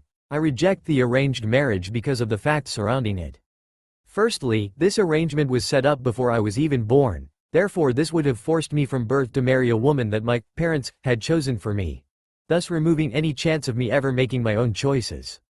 The second part of my reasoning is because this marriage is undoubtedly a political ploy by both our parents, either to unify an alliance or as some overall plot for either side. Either way, one or both of us would have simply been pawns of our respective parents, and I absolutely refuse to be a pawn.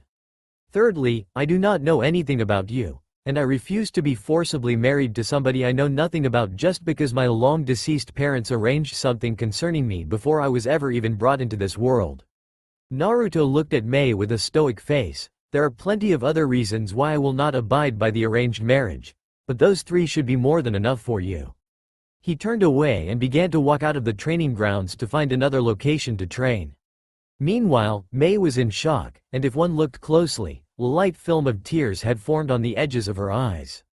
She was no fool, she knew that this arranged marriage had been a plot by both her own parents and Naruto's, but she did not care. She wanted to be with Naruto for some deep reason. In fact, it was as if her life purpose was to be with Naruto.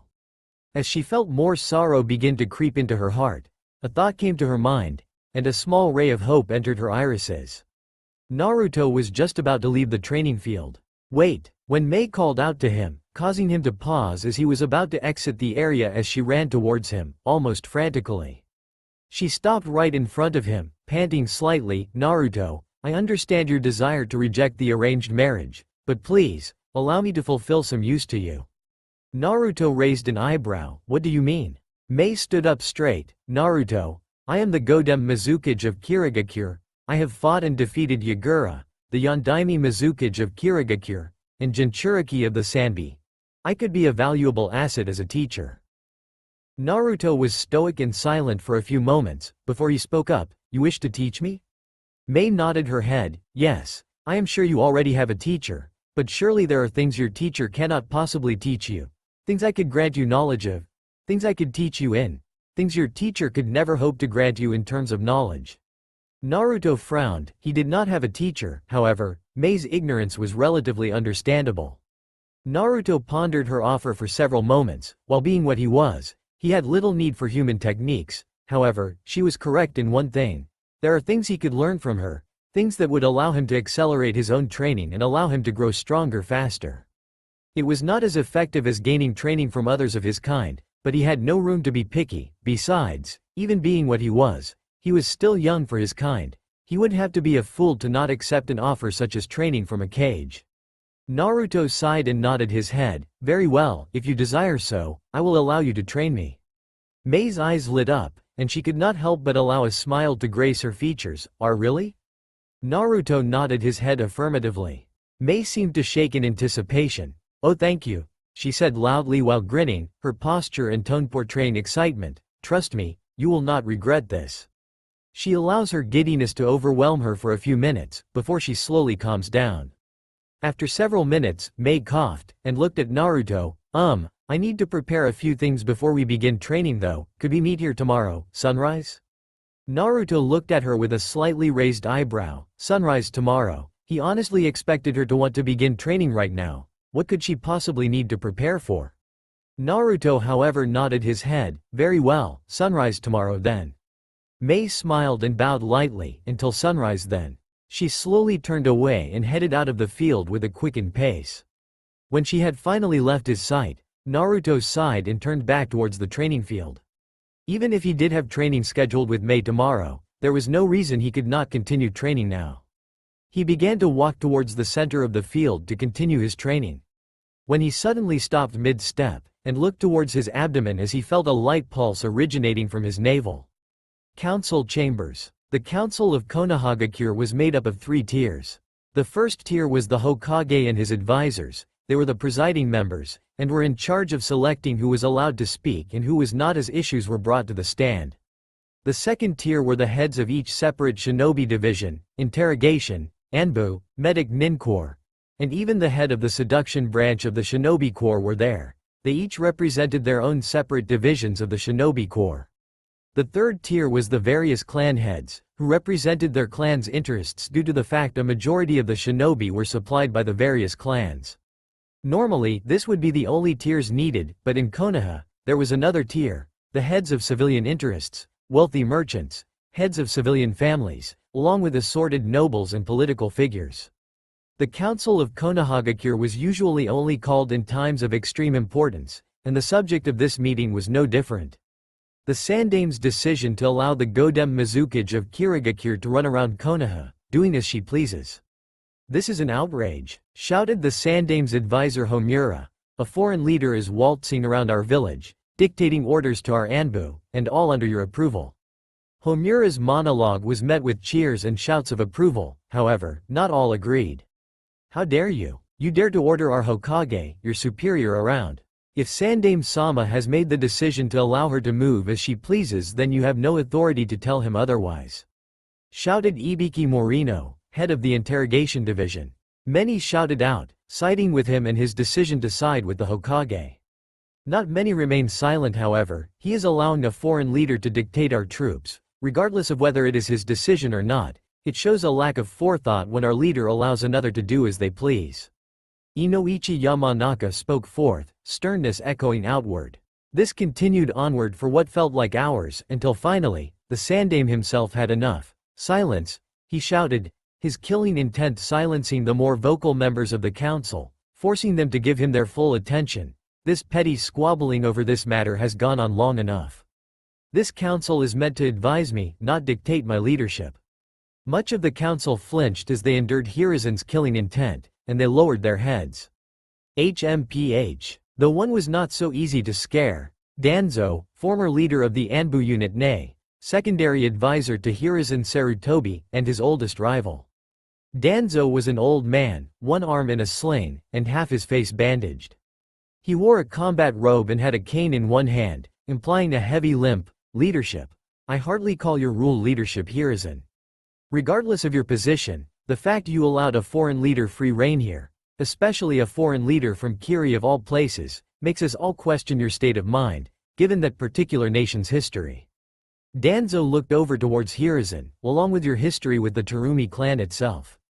Danzo's statement caused a whisper to echo out through the council chambers. It was no secret that the foreign leader whom Hiruzen allowed free rein to was the last surviving member of the Terumi clan.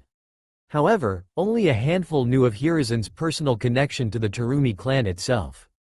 Danzo was one of the few who did know, and he was clearly trying to play that fact to his advantage. Danzo seemed to smirk as he looked around. "Oh? It seems that our dear Hokage has been keeping secrets from this council." He looked towards the council. "You see, honorable council, our Hokage was friends with a member of the Terumi clan when it was still a noble family of Kirigakure, before the bloodline purges incited by the Yondaime Mizukage of Kirigakure." The whispers of the council hushed as they looked towards the Sandaime. Hiruzen was impassive. The one who was well versed in nervous tics could tell that the Sandaime was slowly losing his patience. Danzo saw this, and could not help but smirk briefly before he became stoic. "In fact, the current Mizukage, the one our dear Sandaime has let run around, doing as she pleases," he looked towards the Sandaime, "is the granddaughter of the one he once called friend." There was silence in the council chambers as every single member of the council looked at Hiruzen, shock, anger, and hate on their faces, all in varying amounts. Finally, his old teammate Homura stood up. "Hiruzen, is this true?" Homura asked, malice leaking from his voice. The rest of the council awaited Hiruzen's response, staring at him expectantly. Hiruzen himself slowly inhaled, closing his eyes. And suddenly, the room was flooded with the angriest killing intent any of the council had felt in years. Homura gasped as he was forced to sit back, clutching his chest as he felt the wind get knocked out of him from the sheer force of the killing intent. Meanwhile, Hiruzen slowly opened his eyes, his angry glare piercing into Homura. "No matter our past friendships, Counselor Homura. You will refer to me only as Hokage-sama." Hiruzen's glare then transferred to Danzo, "And you." Danzo gripped his seat tightly as he felt Hiruzen's killing intent stab into him like 1,000 white-hot knives. Hiruzen slowly stood up, snarling as his glare hardened. "You dare presume to supersede my authority, revealing secrets to this council to try to make them turn against me, their Hokage, their superior, and yours." Hiruzen snapped in anger, causing the entire council to flinch. Before he glared at them, "What I do benefits the village as a whole. After all these years, every last one of you should know that by now." Hiruzen glared back at Danzo, who was still shaking. "As for the reasons why I am allowing Maid Terumi to run around Konoha, had any of you bothered to ask me why I was allowing a foreign leader to have free rein in our village, as opposed to making wild accusations and ridiculous demands, I would have been more than happy to oblige and answer." He spoke with contempt, deeply seating his voice. The council lowered their heads, knowing that the Sandaime's statement was true. All they had done since they called the meeting was make demands and wild accusations against the Sandaime, not once asking why he had allowed a foreign leader to run their village. Ibiki frowned at his fellow council members, and spoke up. "Sandaime-sama, forgive me, but why have you allowed the Godem Mizukage to have free reign of Konohagakure, a village you are in command of?" Hiruzen looked towards Ibiki. "You are forgiven, Ibiki." He looked towards the council. "Now, as to the why I have allowed the Godem Mizukage to roam freely in our village, is because so long as I allow her to do so, she will not unleash her wrath upon us." The council murmured at this fact, but several shouted in outrage. "Her wrath? Konohagakure is the strongest of all the hidden villages. What possible threat could she pose to us? yelled a fat merchant whose arrogance was even more disgusting than his stench. Several others spoke up, and finally Danzo gained the courage to speak up as well. The point is valid, Hiruzen. Our shinobi may have become lax over the years, but as a whole we are far superior to any of the other nations. Against all of Konoha, what possible threat could she pose to us? Hiruzen frowned towards Danzo. You wish to know what possible threat the Godem Mizukage could pose to us? What possible threat the strongest shinobi of one of the 5 great hidden villages could do? Especially when the Godem is a Terumi, a clan as legendary and feared as the Uchiha and Senju clans. Hiruzen was quickly losing his patience, and shot several bolts of killing intent into Danzo, making him sit back in silence.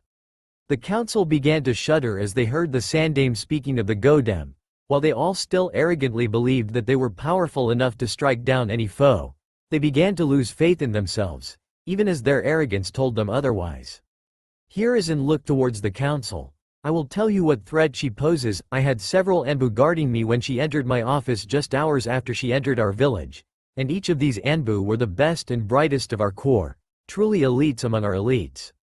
He glanced at the Anbu commander. She did not even move when she used her skills over her Kekkei Genkai to turn all of them into a bubbling puddle of flesh and bile. The council was shocked beyond imaging. Their top Anbu were defeated by the Mizukage, and she did not even move a muscle.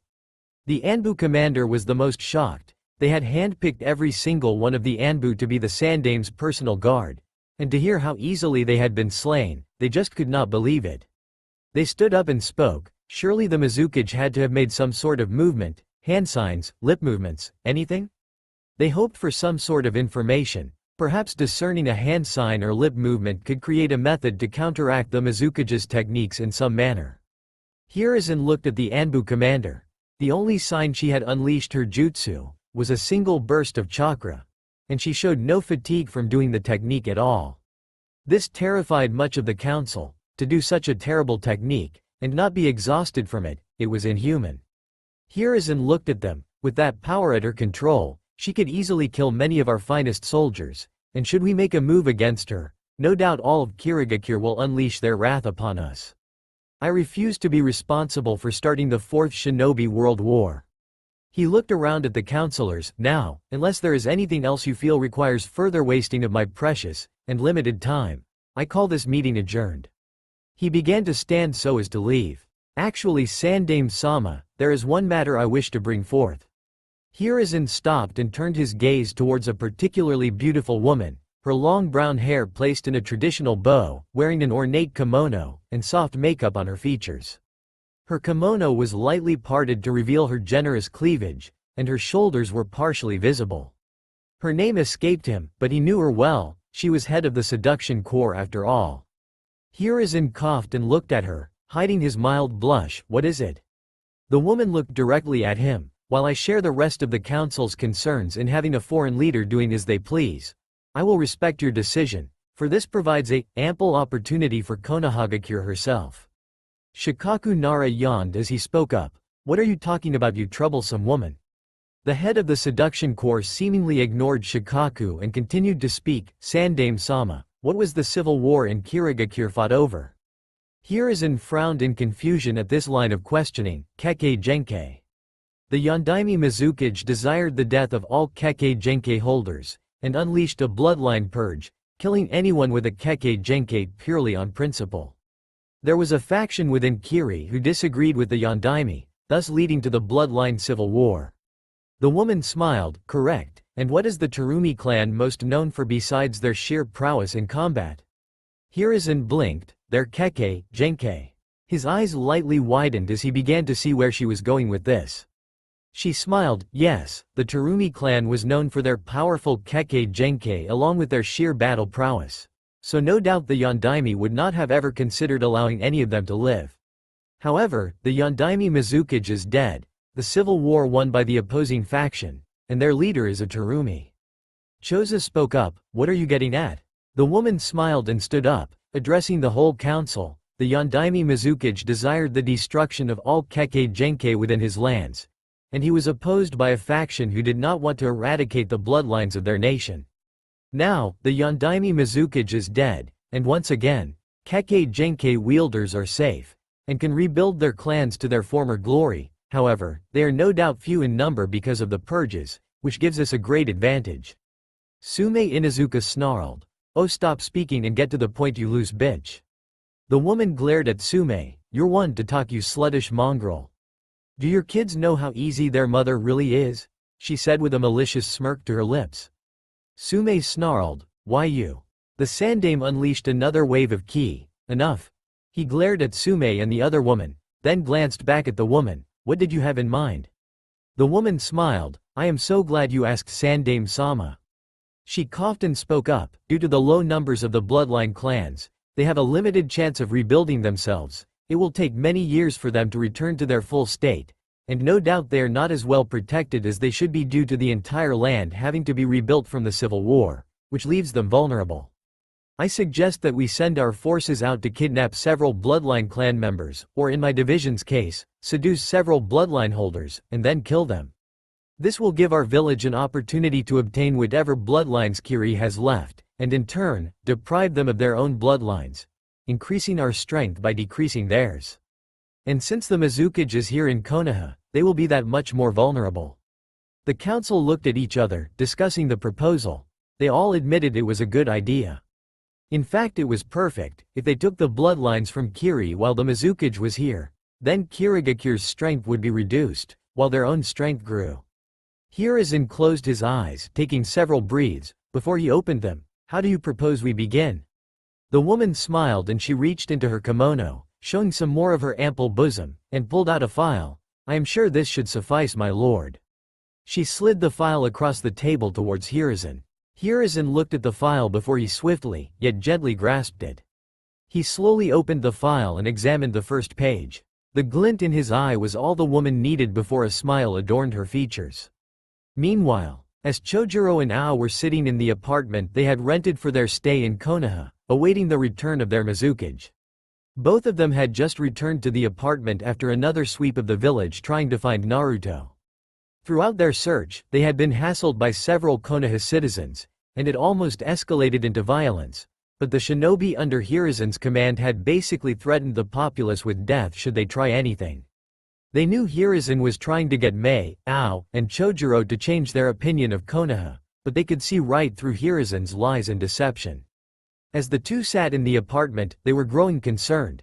Their Mizukage had not returned yet, and it has been several hours since she had left after the incident near the pond the day earlier. They knew their leader was powerful, but it was still dangerous to be in an enemy territory without some backup. Finally, Ao had enough and stood up. That is it. I am going out to locate her. He headed towards the door as Chojuro stood up in protest. But Mizukage-sama ordered us to remain here in case. Ao snapped, I refuse to sit here while my leader is out in enemy territory by herself. Hard as it may be for you to understand, Chojuro, he began to open the door while still looking towards Chojuro. Sometimes you have to disobey orders to do what is best for your leaders. Is that a fact, Ao? Ao's blood ran cold as he heard the sharp flat voice of his leader. He slowly began to turn his head, to find Mei Terumi looking at him expectantly. Ao seemed to tremble as the hardness of Mei's eyes seemed to pierce his soul. Mizukage-sama, I. Mei silenced him as she pushed past him. Consider yourself lucky I am in a good mood, Ao. She moved towards her bags and began to sort through them, as if looking for something. As Ao slowly closed the door, Chojuro stood and bowed. Mizukage-sama, we are so grateful that you have returned well and unharmed. He remained bowed. Mei was too focused on searching for her to even notice that Chojuro was even there. Mei pushed aside one scroll after another, until she smirked. Ah, here we are. She pulled out a small scroll, covered in seals which seemed to form a lock-like shape. She turned around and saw Chojuro still bowing, and she frowned. Chojuro. Chojuro bolted up. Mizukage-sama, I. Mei paid him no mind and pushed past him as she walked over to the nearby desk. She looked upon the desk for a few seconds, before she grabbed a stray quill sitting on the edge. She then examined it before lightly chewing on the tip, before she jammed the quill into the palm of her hand until the entire point was inside. Ao's eyes widened in shock. Mizukage-sama. He immediately bolted forward in response to what Mei had done. Mei snapped, pay it no mind, Ao. She then pulled the quill out of her hand, and it was now covered in blood. She then looked towards the scroll in her hand, and using the quill, began to rapidly write upon the blank portions of the scroll. Ao and Chojuro watched Mei as she drew upon the scroll using her blood-soaked quill. Finally, Chojuro chose to speak. Mizukage-sama, I. Mei snapped, Chojuro, go and grab one of the parchments from the bag. Chojuro blinked in confusion, Mizukage-sam. Mei snapped her head around and glared as she snapped at him, now. Chojuro practically leapt out of his skin. Why yes Mizukage-sama, he said fearfully before he bolted over to the bag and dug through it, trying to find the parchment. Mei continued scribbling the seals on the scroll, until finally, she finished off with a warped swirl, and with a single motion, she pressed her still bleeding finger at a junction of the seal on the scroll, Kai. What happened next both shocked and amazed the still watching Ao. Mei's blood ignited on the scroll, burning the symbols she had written on the scroll directly into the scroll itself. As the burns cooled, the page seemed to shift, or so it seemed. As Ao looked closer, he saw it was the symbols themselves shifting, peeling themselves off the page, and floating just off the surface of the scroll. Ao watched with rapt attention as the symbols began to swirl and shift, floating all across the scroll's surface, creating new layers and patterns all across the scroll. Ao watched in shock and awe as the symbols kept moving about. In all his years he had never seen anything quite like what he was seeing now.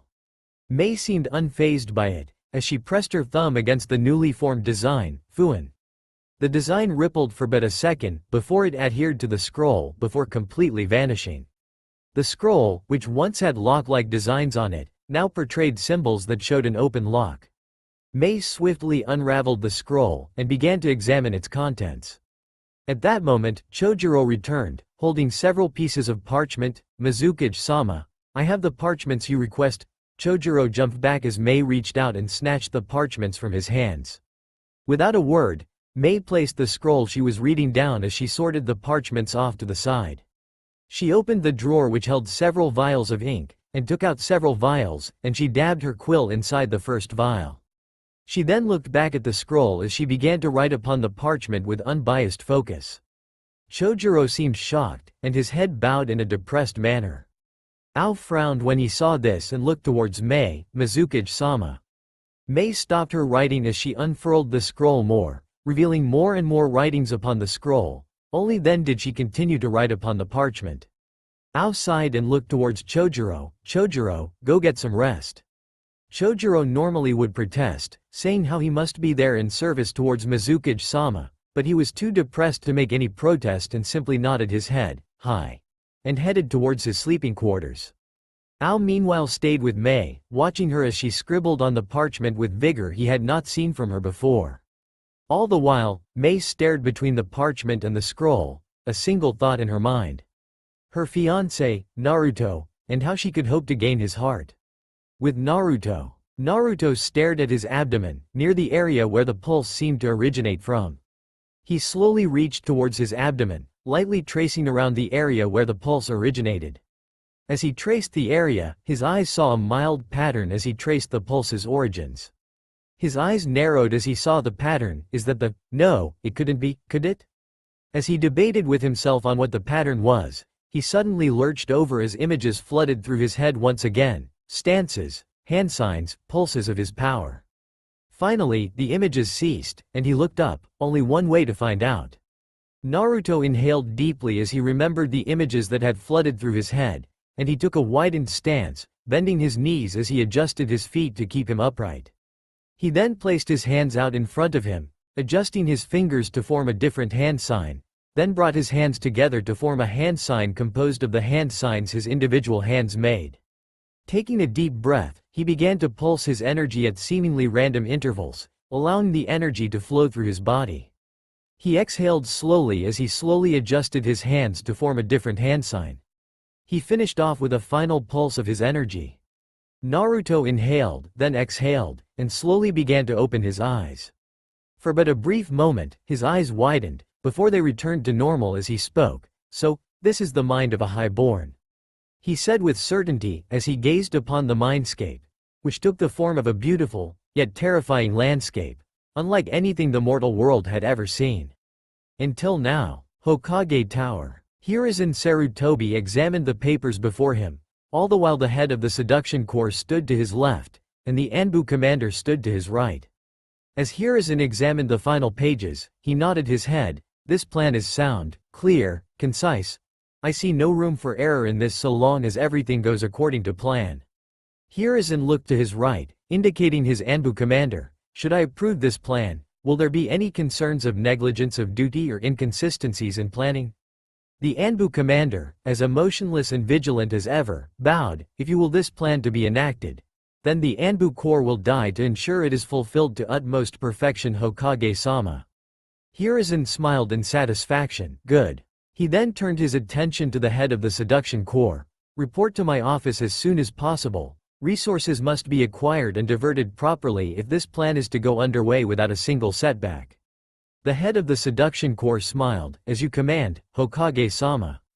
Sume Inuzuka could not help but snarl angrily in the woman's direction, her pupils dilating venomously. A harsh glare from Hiruzen silenced her though, and all she could do was brood silently. Hiruzen sighed and looked towards the council. As Sandaime Hokage of Konohagakure no Sato, I declare this council adjourned. He grasped the papers in front of him. You are all dismissed. At that moment, all the councillors stood up and exited the council chambers, each one heading to their respective destinations. All except for one Hiyashi Hyuga, head of the Hyuga clan. Hiyashi had remained silent throughout the entirety of the council meeting, listening, watching, measuring the events that had occurred and would occur as the meeting proceeded onwards. He was not pleased with the meeting's results, not in any way, shape, or form. Truthfully, he did not care that the Mizukage had been given free reign of Konoha. He did not care whether the Sandaime had been friends with the new Mizukage's grandfather. He cared nothing for whatever stupidity the Sandaime did that showed a sort of leniency towards a foreign leader. Except when it involved his clan, of course, but that was neither here nor there.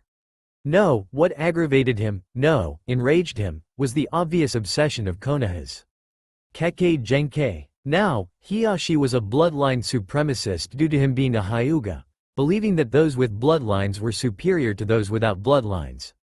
However, Konoha's blind obsession to acquire every bloodline they could get their hands on was nothing short of stupidity in its rawest form. So few in Konoha realized that it was not the quantity of Kekkei Genkei, but rather their quality, something that was clear when one looked at the ever-degrading clans of Konohagakure. What many had forgotten was that a clan's bloodlines were improved through a very sophisticated pedigree, breeding traits within the family, not allowing a single drop of outside blood entering the gene pool unless it was proven that allowing the interbreeding would improve the clan as a whole. For generations, this had been done. Brothers, sisters, cousins, even aunts, nieces, and nephews would produce children together, ensuring the next generation would be even stronger than the previous generation, strengthening the bloodline and the clan as a whole. All that changed with the founding of Konohagakure no Sato. When the village was initially formed by a pact between the Uchiha and Senju clans, it was like a beacon where dozens of wandering merchants, civilians and the like gathered, seeking safety and shelter from the still burning flames of the clan wars. At first, they were beneficial, providing funds outside of the endless missions performed by the clans, and even providing cannon fodder when clans became bold enough to attack Konoha directly. In time though, their ignorance of the clans and their Kekkei Genkei would ultimately be the undoing of something that used to be great. Their ignorance of the clans' need to reproduce within their own gene pool. Now, civilians and those who did not carry bloodlines had learned long ago that when you reproduce within a gene pool, that negative results will be attained. Lower levels of intelligence, reasoning, thought, and some of the more extreme results of inbreeding within these groups resulted in deformities and birth defects that ultimately proved fatal. So they had learned long ago that it was necessary to put as many new and exotic genes within the gene pool as possible to prevent a stagnant source of genes for each generation. However, what civilians and those who did not carry bloodlines failed to realize is that Kekkei Genkei were not simply exotic genes, but something else entirely. In clans which held Kekkei Genkei, keeping the gene pool as closed as possible, not allowing any outside genes in, not allowing for interbreeding between clans, it often produced the best possible results for the next generation. In fact, adding new genes were possibly the greatest risk a bloodline could ever face, as these new genes caused the bloodline's characteristics to fade from the gene pool. Of course, neither civilian nor daimyo were willing to acknowledge this fact, viewing the clan's tendency to inbreed as an abomination, and so forced their will upon the clans. The results of which were obvious to those who could see it. The Kurama clan was a powerful clan, one which held a Kekkei Genkei just as dangerous as the Senju's Mokuton, the Uchiha's Sharingan, and even put to shame the Hyuga's Byakugan. However, over the years, because of the daimyo, the Kurama clan had become an all but forgotten name, and their bloodline was now nameless, forgotten. In fact, the only member of the clan who still had the bloodline was the clan heiress, born from the clan head and his sister in a drunken one-night stand. However, the heiress had a long list of psychological issues, which made her a threat rather than an asset. It would not be long before the Sandame ordered her death to ensure the survival of the village.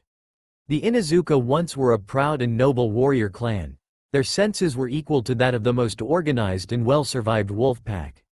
Now, they were but mongrels, nothing more than snarling, frothing, uncouth mutts. The Yamanaka clan, the Nara clan, and Akamichi clan, once having powerful inherent abilities, now were reduced to family techniques, most of which could not be used unless they somehow regained the abilities that had gone extinct so many years ago. The Uchiha clan had also suffered, even though they tried hard to keep the purity within the clan, tried to prevent their powerful bloodline from becoming dormant forever. In the end though, they succumbed to the daimyo's will. At one time, every Uchiha was born with the inherent ability to activate their Sharingan, born with the Kekkei Genkei already awoken. Now, the only way an Uchiha could activate their Kekkei Genkei was if they were in a life or death situation, and because of village laws, that rarely happened before they were 13. By then, only a handful of Uchiha ever activated their Kekkei Genkei.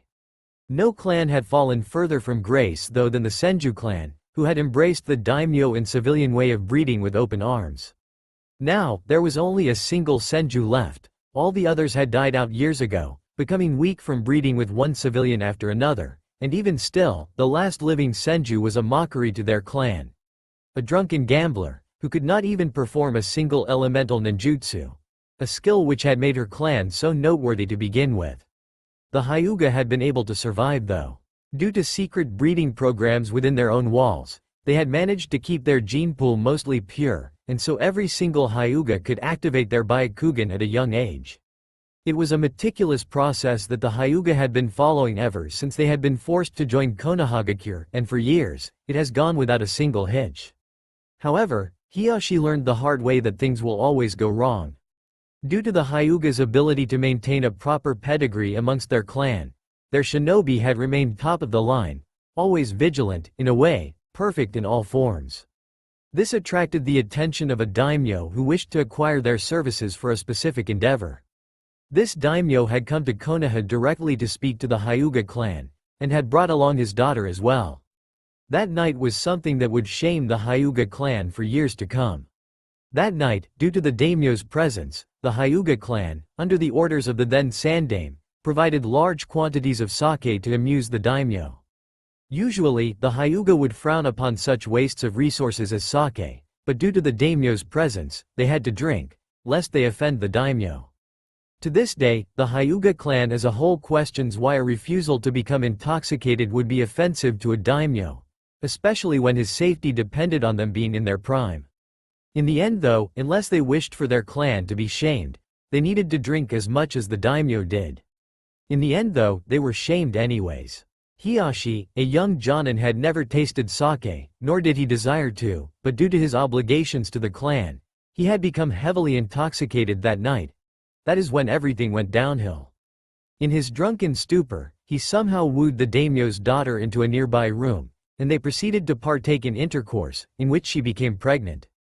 This scandal cost the Hyuga clan much prestige, and caused the daimyo to permanently take his business elsewhere, while disowning his daughter, refusing to acknowledge a woman who had become pregnant out of wedlock as his kin. The child born from that pregnancy was none other than Hinata Hyuga, his heir, and the most pathetic example of a Hyuga ever seen. The next pregnancy was with the same woman, but this time the Hyuga clan had used many forbidden medical techniques to purge the woman's DNA and genes from the growing fetus, in the hopes that the resulting child would be less of a failure than Hinata. The result was Hanabi Hyuga, a genetic copy to Hiyashi, albeit a female copy. Despite this victory, the shame that had been brought upon the Hyuga clan was part of the reason Hiyashi, now at the sliding gates of the Hyuga clan council chambers, was being held accountable. Hiyashi took a deep breath, and slowly reached for the door, sliding it apart.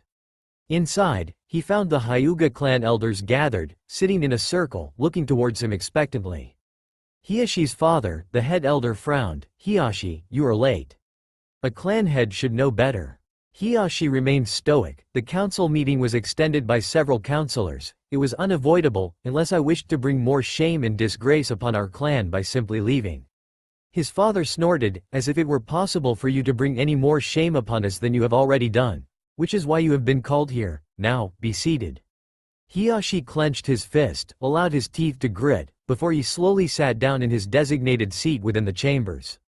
Hiyashi's father cleared his voice. "We, the council of the Hyuga clan, have gathered to determine the future of our clan. In the last decade and a half, our clan has lost much of its prestige, much of its power, and much of its influence." He cast a harsh glance towards Hiyashi. "I am certain that all present know the reason for that." Many of the councillors glanced harshly towards Hiyashi, before turning their attention back towards the head elder. The head elder continued to speak. "After much deliberation amongst my fellow elders, and those who have concern over the future of the Hyuga clan, we feel it prevalent to name a new heir." Hiyashi was mildly shocked by this. While true, Hinata would never be fit to be heir to the clan, he had intended to name Hanabi as his heir when she was old enough. He stood up. "Now wait. I know Hinata is unfit, but—" "Silence, Hiyashi. Your tongue is what brought us into this mess in the first place." His father snapped at him, making no attempt at concealing the hidden meaning behind his words. Hiyashi grit his teeth, but knew better than to speak out again. He slowly sat back down, but kept a harsh glance burning into his father. Hiyashi's father paid it no mind, and continued, "We have agreed that the best choice to become the new heir is Neji Hyuga." This shocked several elders who were not aware of this, one of whom spoke up. "But Neji is of the branch family, a servant." Another elder who was informed of the reasoning spoke up. "He is also of one of the pure lineage of the main branch of the Hyuga. Despite him being Hisashi's child, who was second born, he is the purest member of the main branch who could qualify as heir to the clan." Hiyashi refused to stay silent any longer. Hinata may have brought shame to the clan, but he refused to allow the elders to simply go over his head. "Hanabi is a genetic clone of me. She is more than qualified as being pure enough to become clan head one day." His father spoke up. "That is correct. A genetic clone of you, the one who brought an angry cloud upon our head, stripping us of our strength and prestige. We are barely a noble clan anymore because of your blunder. Can we truly risk Hanabi not being the same as you?" Hiyashi growled. "Why you?" "Enough." Both Hiyashi and his father turned towards another councillor, who was scarred and his Byakugan flaring. "This chamber is to discuss politics, lineage, and dictate policies, not to settle petty squabbling matches and bloody the floor." As the other elders looked back at them, Hiyashi and his father cowed their tempers and returned to business. Hiyashi had more to say. "Then what is to become of Hanabi?" Another elder spoke up. "It has been decided that Neji and Hanabi shall be married, and upon the day she is capable of safely giving birth, she will be impregnated by Neji, and she shall give birth to the next generation of the Hyuga clan." Hiyashi frowned. He was not pleased that his daughter was to be used as a breeding factory, but for now there was little he could do about it. Hiyashi's father looked to the side. "Bring Neji Hyuga to us immediately, and make haste." On the other side of the sliding door, two shadows disappeared, moved with such speed, it was impossible for anyone with lesser eyes to see. Hiyashi glared at his father as he clenched his fist. He would ensure that his father paid dearly for going over his head. Hiyashi's father either did not notice Hiyashi's glare, or paid it no mind. Either way, Hiyashi did not even exist on his radar at the moment. Several minutes later, the sliding doors opened, and standing on the other side, were two Hyugas, flanking Neji Hyuga, who looked none too pleased to be there. Hiyashi's father waved his hand. "The two of you are dismissed." The two Hyugas used Shunshin to exit, leaving Neji standing in the doorway.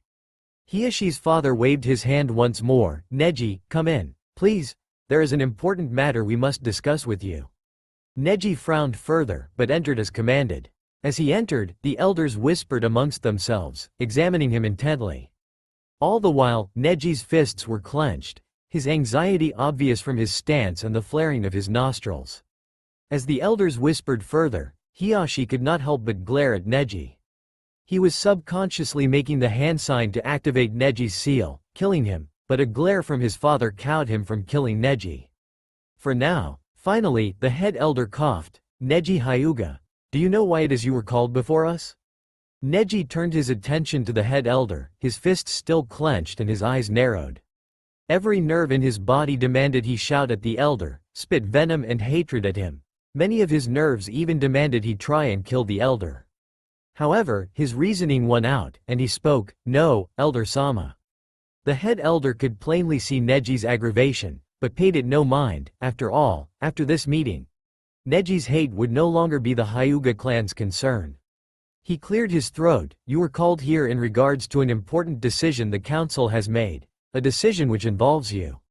Neji's eyes widened in confusion. Before they narrowed further, what kind of decision? Another elder spoke up. "It has been clear to us for years that the future of the Hyuga clan is in jeopardy. Our prestige has dropped, our influence cut, and our strength and position dwindling to levels that are unbecoming of a clan of our stature. The source of this problem was obvious, but due to the nature of the problem's source, we bit down upon our tongues until recently. This blight upon our family is something which can no longer be ignored." Neji looked at them intently, and, "What is this blight?" Another elder spoke forth, "It is not a what, rather a who." Neji looked at the elder. The elder looked directly at Neji. "The source of our clan's stagnation is Hinata Hyuga, the heiress." Neji's eyes widened in shock and confusion, not understanding what was happening. True, he realized long ago that Hinata was unfit to lead the clan. However, he had believed that the council would follow laws, doctrines, and creeds and thus would have Hinata become clan head. Despite her obvious shortcomings, since she was the firstborn of the clan head, Hiyashi Hyuga. So why were they speaking of Hinata as a blight now? The head elder saw his confusion, and spoke to elaborate. "Hinata's most recent failures have weighed heavily upon the Hyuga clan itself. Her failures within the academy, being the last placed amongst the kunoichi who were able to graduate, one of whom was a member of a lesser clan, and another being a mere civilian girl. A failure that followed soon after were the constant mission failures caused by her withdrawn and cowardly personality, resulting in the village losing 2 important clients. A failure that has caused us to lose standing amongst the nations as a whole. Finally, her most recent failure in the Chunin exams, where she was defeated by you in such a humiliating manner. The idea, the heiress of the clan, trained from birth in the most advanced arts of the clan, was defeated by a member of the cadet branch, which only has access to second-hand scrolls." Neji's eyes flared in anger as he heard this statement. He and many others had always suspected that the cadet branch of the Hyuga were given lesser equipment, and only the main branch got the truly powerful techniques, but to hear it was another matter entirely. He began to charge chakra to his fingertips and readied to launch himself at the head elder in retaliation. Which is why the council of the Hyuga has decided that Hinata shall be removed as heiress, and you shall take her place as heir to the Hyuga. Time seemed to stop as those words reached his ears, and his eyes widened to the point of it being almost physically impossible for his eyes to remain in their sockets. What?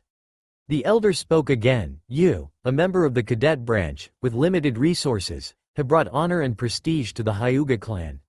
You were the Rookie of the Year, which landed you with a sensei on the caliber of Maida Gai, one of the deadliest taijutsu specialists in Konohagakure. You then went on to create a perfect track record with every mission you participated in, the only failures caused by your other teammate, Rock Lee.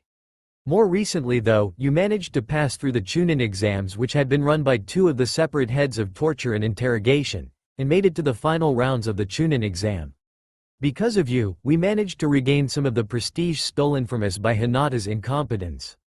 It is for that reason that the council of the Hyuga elects you to be its heir." Neji was truly shocked beyond reasoning. Never in all his years did he expect this day would ever come. One elder continued, "You will be trained in all of the main house techniques, gain all the privileges of being heir, and will have your seal removed, provided that you can complete a very important task." Neji looked at the elders, and then looked down, weighing the pros and cons in his head. He was being offered the chance of freedom. The chance to take command of the Hyuga when he came of age. The chance to become even greater than ever before. However, to do this, he had to complete a task for the elders. He could only think of one question: was it worth it? Neji slowly raised his head, his answer burning in his eyes as he looked towards the elders. His answer, "What would you have me do, honorable council?" was yes. Naruto. Since his ascension, since his surrender of his humanity, Naruto had discovered so many things that before seemed impossible to comprehend. Before, the idea of being able to enter his own mind at will, see his own thoughts, his own memories, see the details he had been unable to see before, it all seemed like an impossible dream, a fantasy for dreamers and false psychics. Now though, the idea was not just a reality, it was too simple for words, or at least it should have been. Naruto blinked heavily as he looked at himself, 1,000 consecutive thoughts being processed at a fraction of a second through his superior consciousness. He took in the details of how he entered his mind, what occurred that had been done correctly, what had occurred that had been done wrong, and why it had gone wrong to begin with. It all came down to experience. He had never before entered his own consciousness before, never before had he done this as a human, and after being what he was for barely over a day, it was shocking he had managed to accomplish this feat at all. He frowned slightly as he flexed his fingers. I am within my mindscape, but I feel off. Clearly something had gone wrong. He looked at his other hand and flexed again. Same results. Something he had done was not done properly. Frowning further, he could only sigh in exhaustion as he swept that concern aside for the moment. He had far more pressing matters at hand. He allowed his hands to fall to his side as he looked up before him and beheld the mind of a highborn. Before him was the most spectacular, awe-inspiring, and imposing landscape he had ever seen in all his years. The ground beneath his feet was as black as the souls of the most twisted of mortals, allowing not a single drop of light to reflect off its surface, as if the blackness swallowed all light in hope which touched its surface. As Naruto stepped forth upon the soil, his foot brushed some of it aside, and a broken and shattered emblem was revealed. As one looked across the field as the winds kicked up a small sandstorm, the field was revealed to be not simply a field, but the site of a bloody battle. Broken bones, blades, and shattered armor adorned the field, buried beneath the never-ending black sands, which hid another fallen warrior from sight, only to reveal the mangled corpse of another.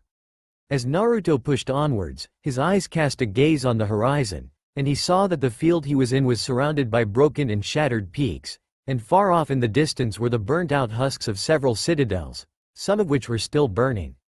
Naruto took a deep breath, inhaling the intoxicating aroma of the dead plains, and looked to the sky, and beheld its majesty.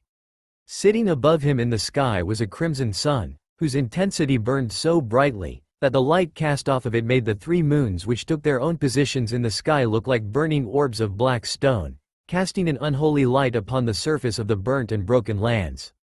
Naruto stared a moment longer at the majestic and dark sky, tinted a blackish tone, stained with a burning tone of reds and deep oranges, before he turned back on his path as the black storm clouds returned, raining down lightning which arced and struck the ground. Flashes of scarlet and violet scarred the skies as the lightning struck the black sands, turning it into arcing glass, before shattering and rejoining the dead soil. Naruto stopped, and beheld a great sight, one which struck curiosity and awe within his new psyche. In the center of the dead field, a massive lake, waters clear as a polished crystal, its surface as smooth as silk, several small rivers arcing off it to form smaller ponds, each pond becoming as tainted as the landscape, all the while the lake itself remained pure. And in the center of the lake, a single landmass, with a massive temple overtaking the entirety of it, and a single bridge connecting the dead fields to the temple itself. As Naruto moved forward, he looked upon the architecture of the bridge, and he beheld a symmetry about it, adorned with the sharp and savage curls and sudden outcroppings which pressed terror into the hearts of those who looked upon it, except for himself of course. With a single step, Naruto pressed his foot upon the bridge, and made haste towards the temple towering in the distance. As Naruto pressed onwards though, the bridge crumbled behind him, sinking into the waters, and within moments, the waters slowly began to change into a crimson tone. As if the waters became blood. Naruto paid it no mind though, and continued onwards to the temple, not ceasing in his steps until he reached the end of the bridge, and gazed upon the massive construct before him. The architecture was not terribly different from the bridge, however what differences there were not only aesthetically pleasing to the eye, but practical as well. The spikes which jutted out on the bridge transferred over onto the temple, but on the building they seemed to serve a purpose of defense and held out a gracefulness that no mortal could ever hope to replicate, no matter how many centuries they spent in their feeble attempt. The arches and corners of the temple were smooth, firm, and seemed to not only support the structure above it, but supported the structures to their sides. As Naruto examined the structure, he could not help but be impressed. Truly, this structure had been built with forethought that no mortal could ever hope for. Not a single piece was put onto the structure that did not serve an ultimate purpose in the end. Naruto continued to look upon the structure for but a few moments more, before his attention turned to what obviously were the focal points of the structure before him. The three gargantuan doors, each one adorned with different symbols, formed in a different shape and pattern, and bound shut by a different lock. Naruto looked upon the doors, and looked towards the first gate. He slowly stepped towards it, examining it. The door's trim was adorned with dozens of arcane symbols, each symbol seemingly etched in with a burning chisel, crafted to utter perfection. The door itself was simple enough at first glance, a massive gate seemingly composed of black stone, much like the black sands which trickled across the dead plains behind him. However, as he moved closer, he could see strange markings on the surface of the door, similar to the ones which adorned the trimming, but different. He looked closer, and saw that not only were there markings on the door itself, they also changed every second. Naruto did not know what possessed him to do so, but he reached forward as a symbol formed, and grazed his finger across it. In an instant, he grasped his head as his psyche was shot with a single vivid memory. Standing in a wasteland, surrounded by the corpses of hundreds of fallen warriors, a figure plunged his arm through the chest of a single remaining warrior, before ruthlessly tearing out the broken warrior's heart, and carelessly tossing their carcass to the ground. The figure stared at the still beating heart, glowing with an unholy and dark essence, the blood still spurting out of it, dripping down his hand, which was wrapped in an intricate armor, which connected to arcane runes which traveled up the warrior's biceps. His head was adorned in a helm reminiscent of a samurai, with crown-like protrusions jutting out. There was just enough space for the flaring of his lips to be seen, before he savagely dug his teeth into the still pulsing heart, his body enshrouded by his wings of shadow. Naruto ceased touching the symbol, and grasped at his hand, which was vibrating intensely with the most fierce and vicious burning sensation he had ever felt in his life. Cursing slightly, Naruto looked back up at the gate, only for him to step back as he saw what had occurred. The symbol he had touched began to glow an unholy purplish color, which transferred to dozens of other runes surrounding it, which transferred to hundreds more. Naruto could only watch as hundreds, if not thousands of the runes lit up, the same color as the first one. However, not all the runes lit up, in fact, not even half of the runes lit up in total, many others remained their same black color. Naruto stared at the door, then back at his hand, all the while, a single word, no, a name burned itself into his eyes. Seeker. Naruto looked back at the door, and a determined frown graced his features, and he reached forward and touched a newly formed rune, black as the dead sands. Naruto grabbed his face as his mind was forced to view another memory not his own. Two armored warriors, glowing with a foul and dark energy, charged forth, weapons drawn, flaming with the same dark energy which enshrouded them. They charged forward with vengeful intent, only for one to be swatted aside with a long appendage, and the other to be grabbed by a massive set of deadly claws. The flailing warrior was brought closer to the one who held it, and was forced to stare into the eyes of its captor. The monster which held him was adorned with a closed helm with glowing crimson eyes staring into his own. The helm was twisted and truly unholy, two crescent-shaped spikes curved upwards as a sinister glow erupted from slits in the helm, and it parted. As the warrior flailed in a vain attempt to flee, the helm parted, revealing a pair of jaws adorned with dagger-shaped teeth, coated in dried blood. With a guttural roar, the monster tore into the flailing warrior, ripping his chest open with his jaws, and tearing out the warrior's still beating heart, before swallowing it whole. The other warrior barely managed to push itself up, and tried to limp away in a vain attempt to flee, only for his back to arch as he was pierced through his lower back, and from his stomach erupted a club-like shape, adorned with 3 savage spikes. As the warrior began to feel his insides be torn apart, the warrior was turned around by the tail's movements, and gazed upon a tall monstrous figure. On his left side were 4 angelic wings, tattered and burnt, and on his right side, 4 tattered draconic wings. Naruto gasped lightly as he clutched his head from the sudden vision, all the while his hand had the same burning sensation as before. After a moment, he looked back up at the massive door, and saw the symbol he had touched be filled with a dark and unholy crimson, which trailed across hundreds of others just like the runes did the first time. Naruto frowned as he felt another name be seared into his psyche. Sin Terror? Naruto looked up at the door, and it became clear what this door symbolized, the memories of the ones who turned him. Naruto sighed lightly, and looked towards the second door. It was plain, the symbols familiar, its structure. It was so human. Naruto sneered in the direction of this door. It held no use to him now, and it was not what he had come here for. And so at last, he turned his attention to the final door. This one was the most extravagant of them all. Before him, he beheld a door which coursed with power, and echoed with an intent so powerful, that he could not ignore it if he tried.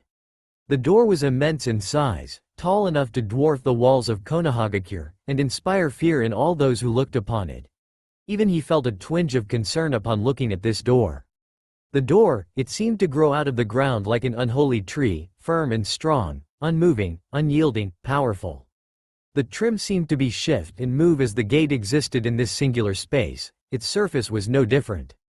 Upon the surface of this gate, he beheld hundreds of corpses, skeletons and rotting carcasses, frozen in time for eternity, mortals, beasts, demons, and others still. The outer rim of the door was grasped by root-like growths, entangled in the corpses which adorned the gates. However, what caught Naruto's eye was the ethereal lock holding it shut. Tearing from the dark temple, immense chains so great in size that a single one was wider than a single street of Konohagakure, made of an energy that glowed with a light and power that caused Naruto to cover his eyes upon staring at it for too long. 10 of these chains tore themselves from the temple's surface, connected to one another by a massive lock in the dead center of the massive gate. The lock seemed to have been forged of the bodies of 1,000 dead, as the lock was made of skulls, bones, and metal which echoed a hollowness unlike any he had ever felt, and at the dead center of the lock, a glowing orb, filled with an endless maelstrom, the same color as the chains. As Naruto stared at the door, he felt its intensity, its presence, the power it held, and he could say without any doubt in his mind, it was the greatest power he had ever felt in his life. Dwarfing the power of the ones who turned him into what he was. One would think that such an imposing figure would entice others to flee, to run, to seek shelter, to get as far away from this presence, filled with such power, but with an aura that was neither holy nor unholy. But Naruto could not, would not.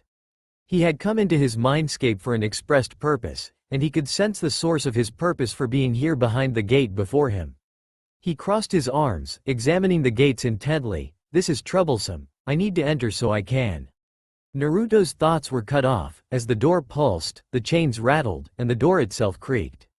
The door shuddered, and the chains which held it shut, shattered, falling to the ground like a rain of broken crystal, soaking into the ground like fresh rain.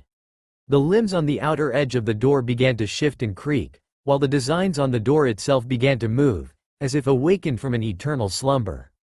The door groaned under the pressure of it being opened, and the skeletons and corpses upon its surface moaned and shrieked as they tore themselves from the door's surface. The central locking piece began to turn. With each turn, a click as loud as thunder, and echoing like a gong uttered forth. The corpses had all but completely severed themselves from the door, and reached out towards Naruto. Finally, the central lock clicked a final time, and another pulse tore forth, ripping the corpses into ribbons. The corpses shrieked in agony as they fell from their perch, their remains becoming like a black wave tearing its way forward. As the wave moved towards Naruto, it seemed to part at his presence, flowing to either side, falling into the blood-red lake, which quickly began to boil. The door itself began to crumble as if it were made of sand, falling forth like a snowfall. Just before it reached the ground though, it ceased, forming an immense cloud, and shot forth into the sky. Naruto looked briefly towards the cloud of blackness, and watched as it shot through the air, shifting and moving like a serpent through water. The central lock seemed to hover in place for but a moment before it too fell towards the soil, sharing the same fate as the door it held shut, a cloud of broken and shattered dust, flying through the skies. Naruto looked towards the path before him, once barred by a door no summon could ever breach, now as open as an empty graveyard. Naruto frowned as he looked upon the trim of the door. It shattered when I wished it to, not surprising, but, what is it? Was the question floating through his innermost thoughts. How he desired an answer to this question, but it would have to wait. He had come here for a purpose, and it would be folly for him to simply walk away from his path simply because of a curiosity. With a firm step, he pushed onwards, entering the inner sanctum, towards his intended destination. As Naruto walked further and further into this hidden subconscious of his own mind, he stared upon the walls before him. They were simply brick walls, much like the ones within the sewers beneath Konohagakure. Beneath his feet grazed across the floor, which looked like a sewer drain that had been emptied and left to dry in the sun. The walls were filthy, littered with obvious water damage. The floors, caked in dried filth, were no different from what he could tell. Naruto frowned and kept moving forward, never ceasing as he sought the threshold of this journey. As he pressed onward, he thought to himself on what could possibly be here. What was it that caused that unusual pulse he had felt earlier? It was not the gate, it could not have been. The pulse from the gate was entirely different than what it was he felt in the physical world. The pulse coming from the gate was hollow, endless, like falling from a cliff, and being unable to see the bottom. The pulse he had felt earlier had something else to it. It felt like he was being called, though not intentionally called, rather it was a subconscious summoning. Which boded the question, what could have possibly called him? This line of thought had continued for such a time, that Naruto could no longer stand considering it. Naruto angrily looked around at the walls, the same brick, the same floor, everything was the same, not a single difference since he entered this wretched place.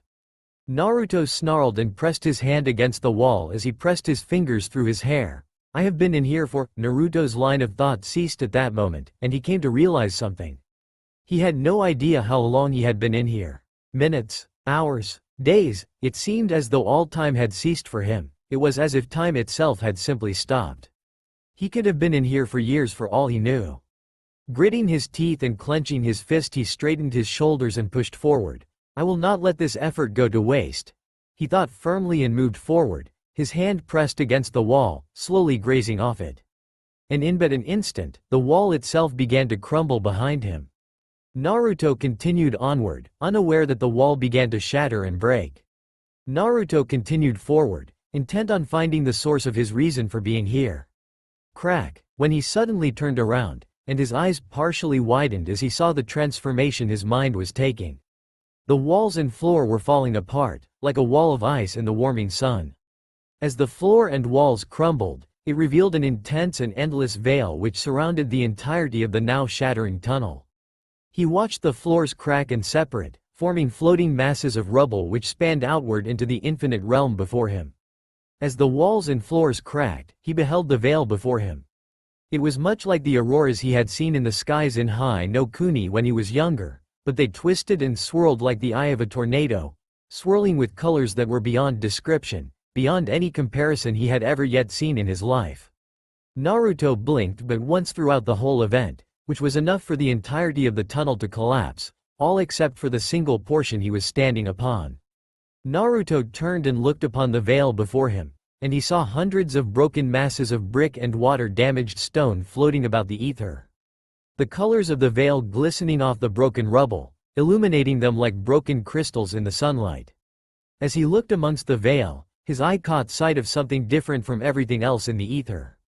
A massive sphere, composed of shadows. Naruto's gaze shifted entirely to the sphere, something that by all accounts should not be there. It was an oddity in an endless existence of consistency. Why was it here? The question was overpowering, and he walked forward to the edge of his platform, searching for a means to get across the veil. After a period of time which he could not even feel, Naruto could see no way to get across to the sphere of shadows. His face scrunched up in irritation. This was his mind. Why could he not simply will that he have a means to get over to the sphere? Crack. Naruto's attention shifted to a nearby platform, which began to crumble, the pieces floating towards him. Naruto watched as the pieces orbited about him, just as the moon in the skies of the elemental nations did each and every day. Finally, they ceased to orbit, and he watched as the pieces floated to the edge of his platform, connecting, forming a bridge. Naruto stared absently at the bridge, and looked up. The bridge was pointed towards the sphere. Reaffirming his resolve, Naruto walked forward, and the stones beneath his feet lit up in arcane runes as he continued forward. With each step he took, another row of stone and bricks would form, allowing him to continue onwards to his destination, the bridge behind him crumbling to make way for the bridge forward. Naruto's gaze was intently upon the sphere, and he sped up his pace, which was matched by the forming bridge. Finally, Naruto skidded to a halt, and gazed upon the object of his intent, a mere 5 inches before him. Naruto walked forward, and reached outwards, expecting his hand to meet some resistance when he touched the sphere, only for the sphere to separate as he came closer. Naruto allowed a smirk to align his features, and made a single step forward, which was met with the shadow of the sphere rippling apart to make way for his path. Naruto moved forward, and with each step he took, the shadows which hid this location from his sight vanished, revealing all the secrets which it once held. As the shadows parted, Naruto looked around, finding himself upon an immense platform, easily large enough to hold a large portion of Konohagakure itself with ease. As he saw this, he pondered what was so important about this place that the very shadows of his mind hid it from view. He did not realize just how soon it would be before the answer to his question would be revealed. As the shadows continued to dissipate, less platform was revealed, and a structure began to reveal itself. A structure that seemed to remain firm and powerful, even here in the endless void of degeneration. Naruto stared upon the structure, which was still barely hidden from view by the shadows. Only for him to stop, as he felt the pulse again. He lurched for but a second before he looked upwards, and saw the shadows begin to writhe and scatter, in a desperate attempt to cover the structure. Naruto narrowed his eyes and continued forward. The shadows of his mind would not deny him. The shadows were pushed back by his presence, though they tried to adhere themselves to the structure, covering it in its entirety. Naruto sneered and reached forward, "Begone." And like a dreadful wind on an autumn day, the shadows dispersed. And the secret they tried to hide was revealed. Naruto's eyes remained fixed forward. All the while, a string of emotions ran through his eyes: shock, confusion, anger. What he saw before him, it simply could not be. He had been promised, assured, there was no way in all of creation that what he was seeing before him was real. No, it was real. Real as his own flesh. What he saw before him, it simply could not be denied. The ones who had promised him had assumed one thing: that the machinations they had been working with were of human make, that it would be easy to undo, easy to bend and break. They assumed that what it was that bound him was made by men, mortals. But they had made one critical error in their assumptions, an error which was obvious before him. Nobody, not even the highborn, could undo the work of gods. And so as a single shadow moved forward, and as the pulse began to push forward with the intensity he had felt before, as a single slit opened, revealing a crimson eye, Naruto had only one thing to say: "Hello, Kyuubi." That's all for now. If you enjoy this video, then please like, share and do comments.